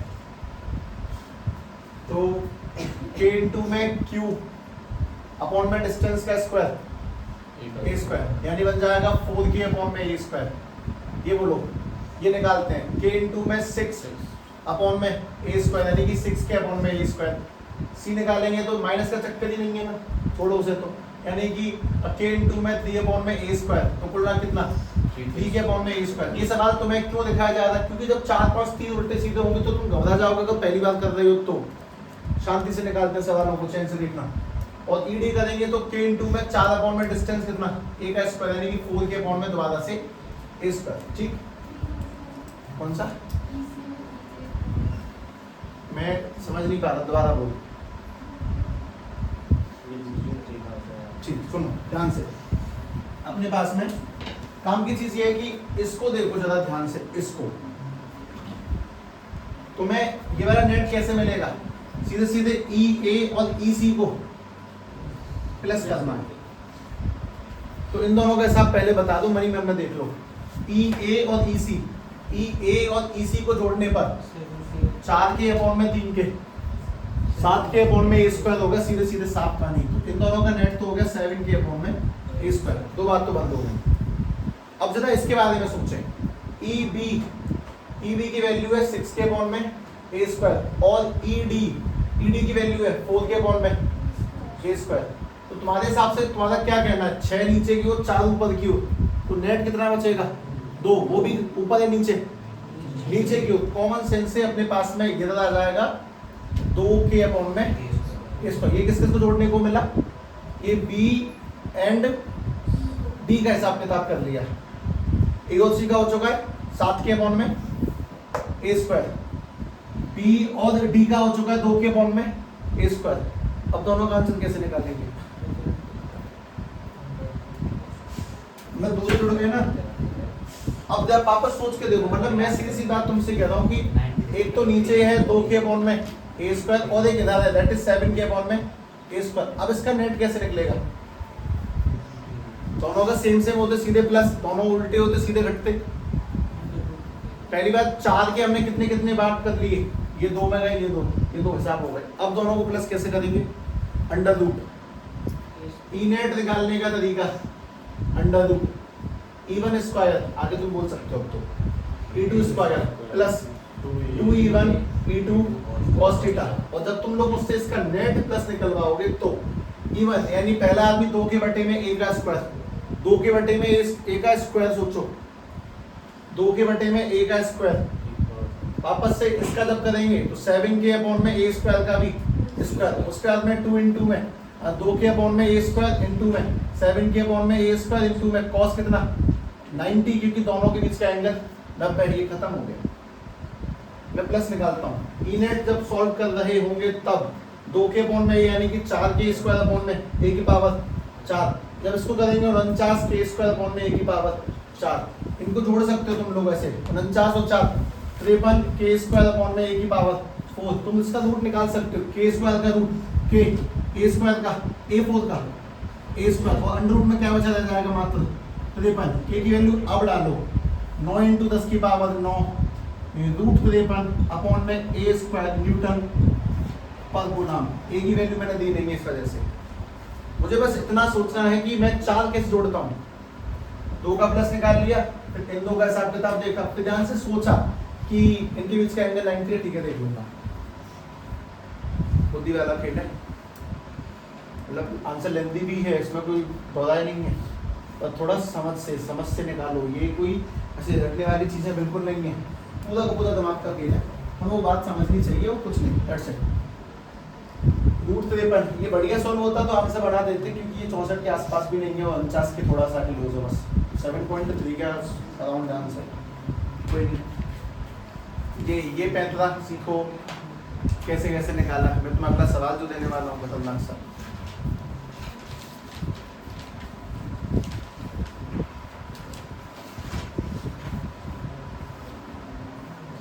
इसे लिखो मत, तुम क्वेश्चन ट्राई करो ना।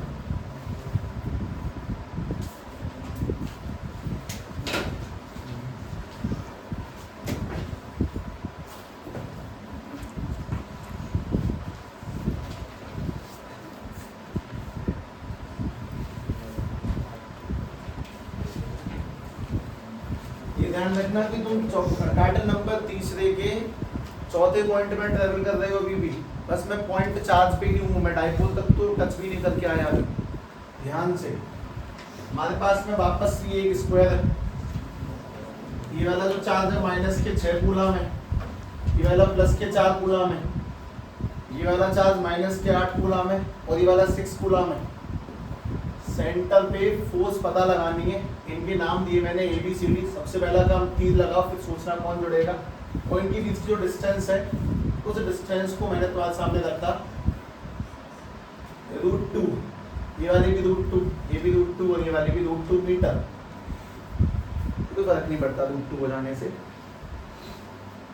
तीर ध्यान से शांति से इसको ना फिजिक्स सिखाने की कोशिश करो।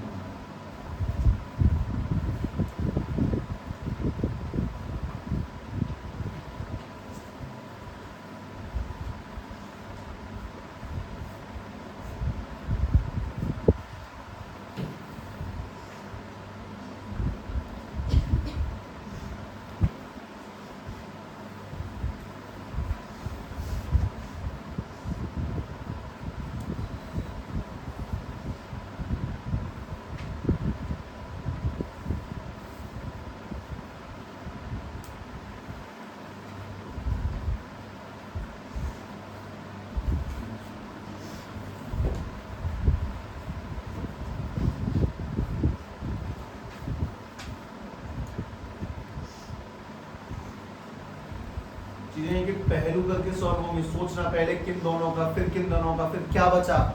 दिमाग से शांति से, पहली सवाल जल्दीबाजी में नहीं, सही करने का प्रयास करो, मत देता वो चीज।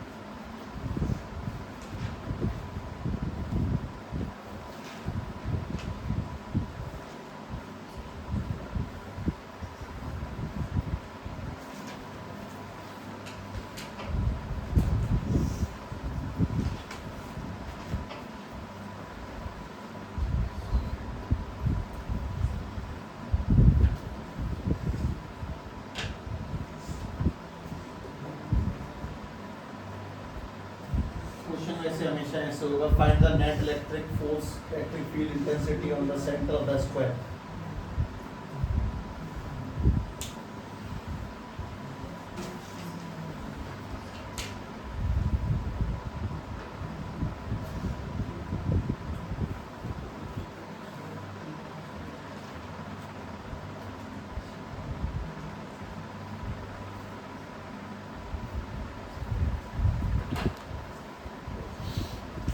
आंसर आने की बात नहीं है, कोशिश में कमी नहीं होनी चाहिए बस।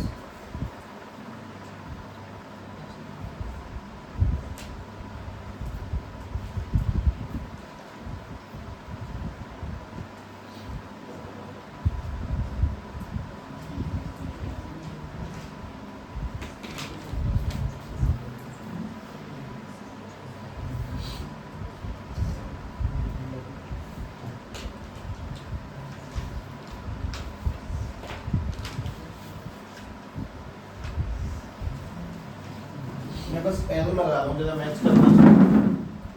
ये नेगेटिव वाला नेगेटिव चार्ज है तो इससे एरो इसकी पोल लगेगा, यानी कि ये एरो इधर होगा, that is E A. B की वजह से एरो दूर लगेगा, यानी कि इधर होगा, दैट हो जाएगा ई बी। अच्छा, सी से एरो, सी पॉजिटिव है, दूर लगेगा, पॉजिटिव से एरो दूर निकलता है, दूर क्यों लगेगा, तो ये वाला इधर जाएगा, दैट इज ई सी। अच्छा, ये नेगेटिव है, इससे एरो अपनी ओर ही लगेगा, तो ये वाला ई नेगेटिव डी। अब तुम्हारा क्या, तुम्हें क्या बात समझ में आती है, ए सी जुड़ दें और बी डी जुड़ेगा, और फिर दोनों को किससे प्लस करेंगे, दोनों के बीच एंगल कितने का, 90 का, under a square B square 2ab cos theta से। चलो कोशिश कर लेते हैं, कैलकुलेशन देखना। ठीक है भैया, ध्यान से, पहले ई ए की जगह पे जब मैं सॉल्व करने उतरूंगा तो 6k अपॉन में √2 का स्क्वायर, 2 ई बी की जगह पे जब उतरेंगे तो 4k अपॉन में 2, ई सी की जगह पे उतरेंगे तो 6k अपॉन में 2, और ई डी की जगह उतरेंगे तो 8k अपॉन में 2। ये सही है, √2 देने का बेनिफिट है, समझे, वो √2 का स्क्वायर हुआ, इसका रूट कटा, कितना बढ़िया चीज है। फिर इससे इसको काट भी दिया होगा तुम लोगों ने, 3k तो कम ही जाते हैं जगहों पे, 2k, ये 3k और ये डाला 4k। अब सीधी सीधी बात जो तुमने समझी उस डायग्राम से वो ये कि ई ए और ई सी जुड़ जाना चाहिए जी, तो ई ए ई सी इधर, ई ए और ई सी जुड़ेगा तो कितना 6k, और ई बी और ई डी भी जुड़ना चाहिए, बी और डी भी जुड़ेगा तो कितना 6k। इनके बीच का एंगल कितने का, अब नहीं जोड़ सकते, 6 और 6 12 है, वो तभी जुड़ते हैं जब दोनों सेम लाइन ऑफ एक्शन हो, मतलब दोनों एक ही दिशा में हो, घटते हैं जब दोनों अपोजिट हो। अब नहीं, अब जब इसका नेट निकालेंगे तो नेट कैसे निकलेगा, इलेक्ट्रिक फील्ड अंडर रूट 6 का स्क्वायर 36k स्क्वायर प्लस ये वाला 36k स्क्वायर प्लस के 2a1 a2 cos 90 0 छोड़ दिया मैंने वो, यानी अपने पास में क्या बन जाएगा, E net is equal to कितना, ये बात बोलूं ध्यान से देखना, जैसे मैंने अपने पास में ऐसा लिख रखा 5 प्लस 25 प्लस 25, तो इसको ना ऐसे 25 कॉमन लेके सोचो, मतलब मैं समझता हूँ 50 बन जाएगा, फिर भी नहीं कह रहा हूँ 25 कॉमन, तो 1 + 1 आ गया ना, 25 का रूट 5 √2 1 और 1 2। मैं तुमसे ऐसे कह रहा हूँ कि कल को तुम्हें यहाँ पे दिखा मिल जाए 6 तो नहीं दे सकते, 36 + 36 है अंडर रूट में, तो वो 36 √2 हो जाएगा, 72 यानी 36 √2। अगर अपने पास में 49 + 49 है तो 7 √2, 6 √2, ये 6 √2 था, ये 36 नहीं है ना, ध्यान सुनो, तो ये 36k स्क्वायर 36k स्क्वायर है, तो नॉर्मल सोचते हैं ना 36k स्क्वायर कॉमन लिया तो 1 + 1, तो जब तुम आराम से देखोगे, क्योंकि कैलकुलेशन बताना इंपॉर्टेंट है, यहाँ पे आदमी हाथ रुक जाते हैं, k स्क्वायर का रूट k, 36 का 6 और 2 का कुछ नहीं होना √2, k की वैल्यू अब डाल दो, k की वैल्यू 9 × 6 = 54 10 की पावर 9 √2 भी लगा दिया, न्यूटन मत बोला। मोस्ट इम्पोर्टेंट वो तीर समझो कैसे लगते हैं, फिर कैसे जोड़ते हैं, कैसे एंडिंग होती है, एक बहुत बढ़िया सवाल, ठीक है, वापस से कोशिश करना, उसमें बस तुम्हें तीर ही लगाने, तुम्हें जोर नहीं पड़ेगा सॉल्व करने में।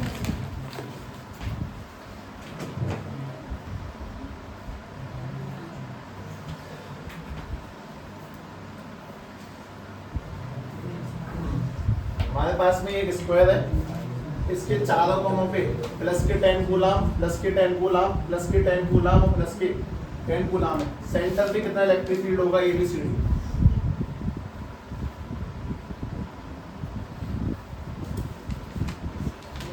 तीर लगाओ, इन तीर लगाओ पहले।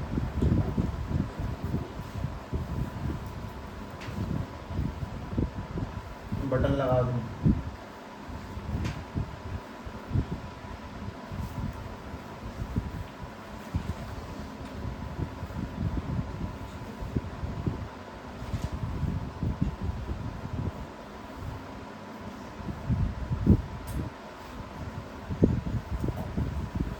आंसर 0। सब एक दूसरे को काट रहे होंगे, क्यों? देखो ये पॉजिटिव है तो EA इस तरफ होगा और ये वाला भी EC की वैल्यू, EB की वैल्यू इस तरफ होगी और ED की वैल्यू। सबसे मेन काम की बात कि सब जगह पे कितने का फोर्स है, कितना चार्ज, 10 10 10 10। अगर ये 10 6 8 2 होता तो नहीं घटता, मतलब ये वाला इसको कैंसिल कर देगा, ये वाला इसको कैंसिल कर देगा, तो net electric field at the centre 0। सवाल एक्चुअली ये नहीं है, कुछ और है। हमारे पास में रिंग है, रिंग मतलब कड़ा, ठीक, तो बीचों बीच में से खाली होता खोखला, उसे रिंग कहते हैं, ठीक। ये रिंग हो गया, इस रिंग पे पूरे पर पॉजिटिव ही पॉजिटिव चार्ज फैला हुआ है, पूरी रिंग पर पॉजिटिव चार्ज है। तो एक बहुत सिंपल सवाल पूछा जाता है कि इलेक्ट्रिक फील्ड रिंग के सेंटर पर कितनी होगी, किसी रिंग के सेंटर पे कितनी इलेक्ट्रिक फील्ड होगी, ये बताओ, बस ये सवाल है। 0। उसका रीजन बहुत सिंपल है। अगर इस वाले पॉजिटिव ने फोर्स को लगाया होगा, इस वाले पॉजिटिव ने, तो ये वाला पॉजिटिव फोर्स को, मतलब सबको काटने के लिए आमने सामने कोई ना कोई फोर्स होगी, इसीलिए रिंग के सेंटर पे 0। इसलिए नहीं कि मैंने तुम्हें रटवा दिया, क्योंकि तुमने मुझे छोटा बहुत बढ़िया जवाब दिया कि कैसे करके निकाली, लेकिन इसी कहानी को ना थोड़ा सा चेंज कर लो। अगर यहाँ पे 8 होता, अगर यहाँ पे 6 रहा होता और अगर यहाँ पे 2 रहा होता, तो ये फोर्स 0 नहीं होती। अब नहीं कटता मामला, लेकिन एक बहुत बढ़िया प्रश्न, ठीक है, गणित का सवाल है, कोई उसमें कूलाम चार्ज वगैरह कुछ इंसर्ट नहीं करना है, सिंपल सिंपल, बस मुझे इतना बता दो। ये एक ट्राइंगल है, ये वाला डिस्टेंस 10 मीटर है, ये वाला डिस्टेंस 10 मीटर है, ये वाला डिस्टेंस भी 10 मीटर इक्विलेटरल है। ये डिस्टेंस निकाल दो भाई, और कुछ नहीं। सभी ये सेंटर से इसके वर्टेक्स की दूरी फाइंड करके दिखाना मुझे। चलो, सेंटर से वर्टेक्स की डिस्टेंस क्या होगी? कोई भविष्य की धांसू कल्पना है जिसलिए मैंने ये सवाल पूछ लिया तुमसे? हमेशा कुछ ऐसी कल्पना तुम्हारे साथ हर आखिरी मिनट पे छोड़ दी जाती है। सेंटर से वर्टेक्स की दूरी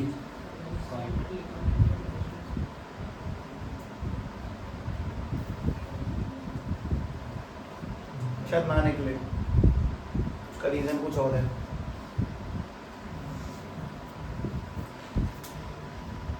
मैंने इसको ड्रॉप किया परपेंडिकुलर, तो सब तो ये समझ गए कि साहब ये तो 5 मीटर है,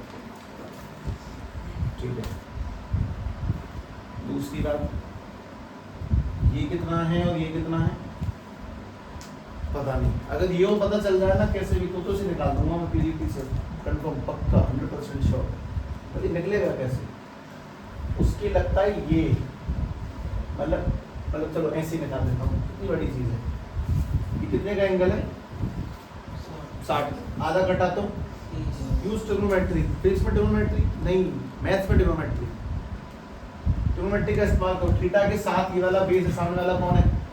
तो तुम्हें बेस दिया, हाइपोटेनस पूछिए, use cos 30। cos 30 is equals to base upon में हाइपोटेनस। cos 30 की वैल्यू √3/2, बेस की जगह पे 5, हाइपो नहीं पता, cos मल्टीप्लाई करने पे √3 इंटू में h और 5 2 जा 10। तो कहना कि यही वो रीजन है जिनकी वजह से बेसिकली सबको पढ़ाया जाता है बेसिक ट्रिग्नोमेट्री। ये जो s निकल के दैट इज 10 अपॉन में √3, 10/√3, इसका सिंपल सा आंसर। खैर तुम लोग कोई नहीं वो देखें कि इलेक्ट्रिक फील्ड में अगला टॉपिक क्या लिखा है। मैप में नहीं, अभी लिखवाया मैंने, इलेक्ट्रिक डाइपोल होगा। डाइपोल में भी दो कहानी हो गई, एक्सियल और इक्विटोरियल। तुम मंडे को वही फिनिश कर रहे होगे ऑब्वियसली, ये ध्यान रखना। तो सबका मेन काम है रिवाइज।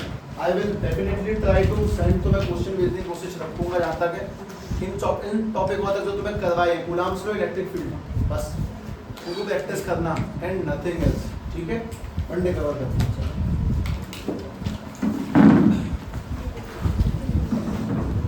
ओम नमः शिवाय। इसको ऑफ कर दे, बस एक टाइप कर दे।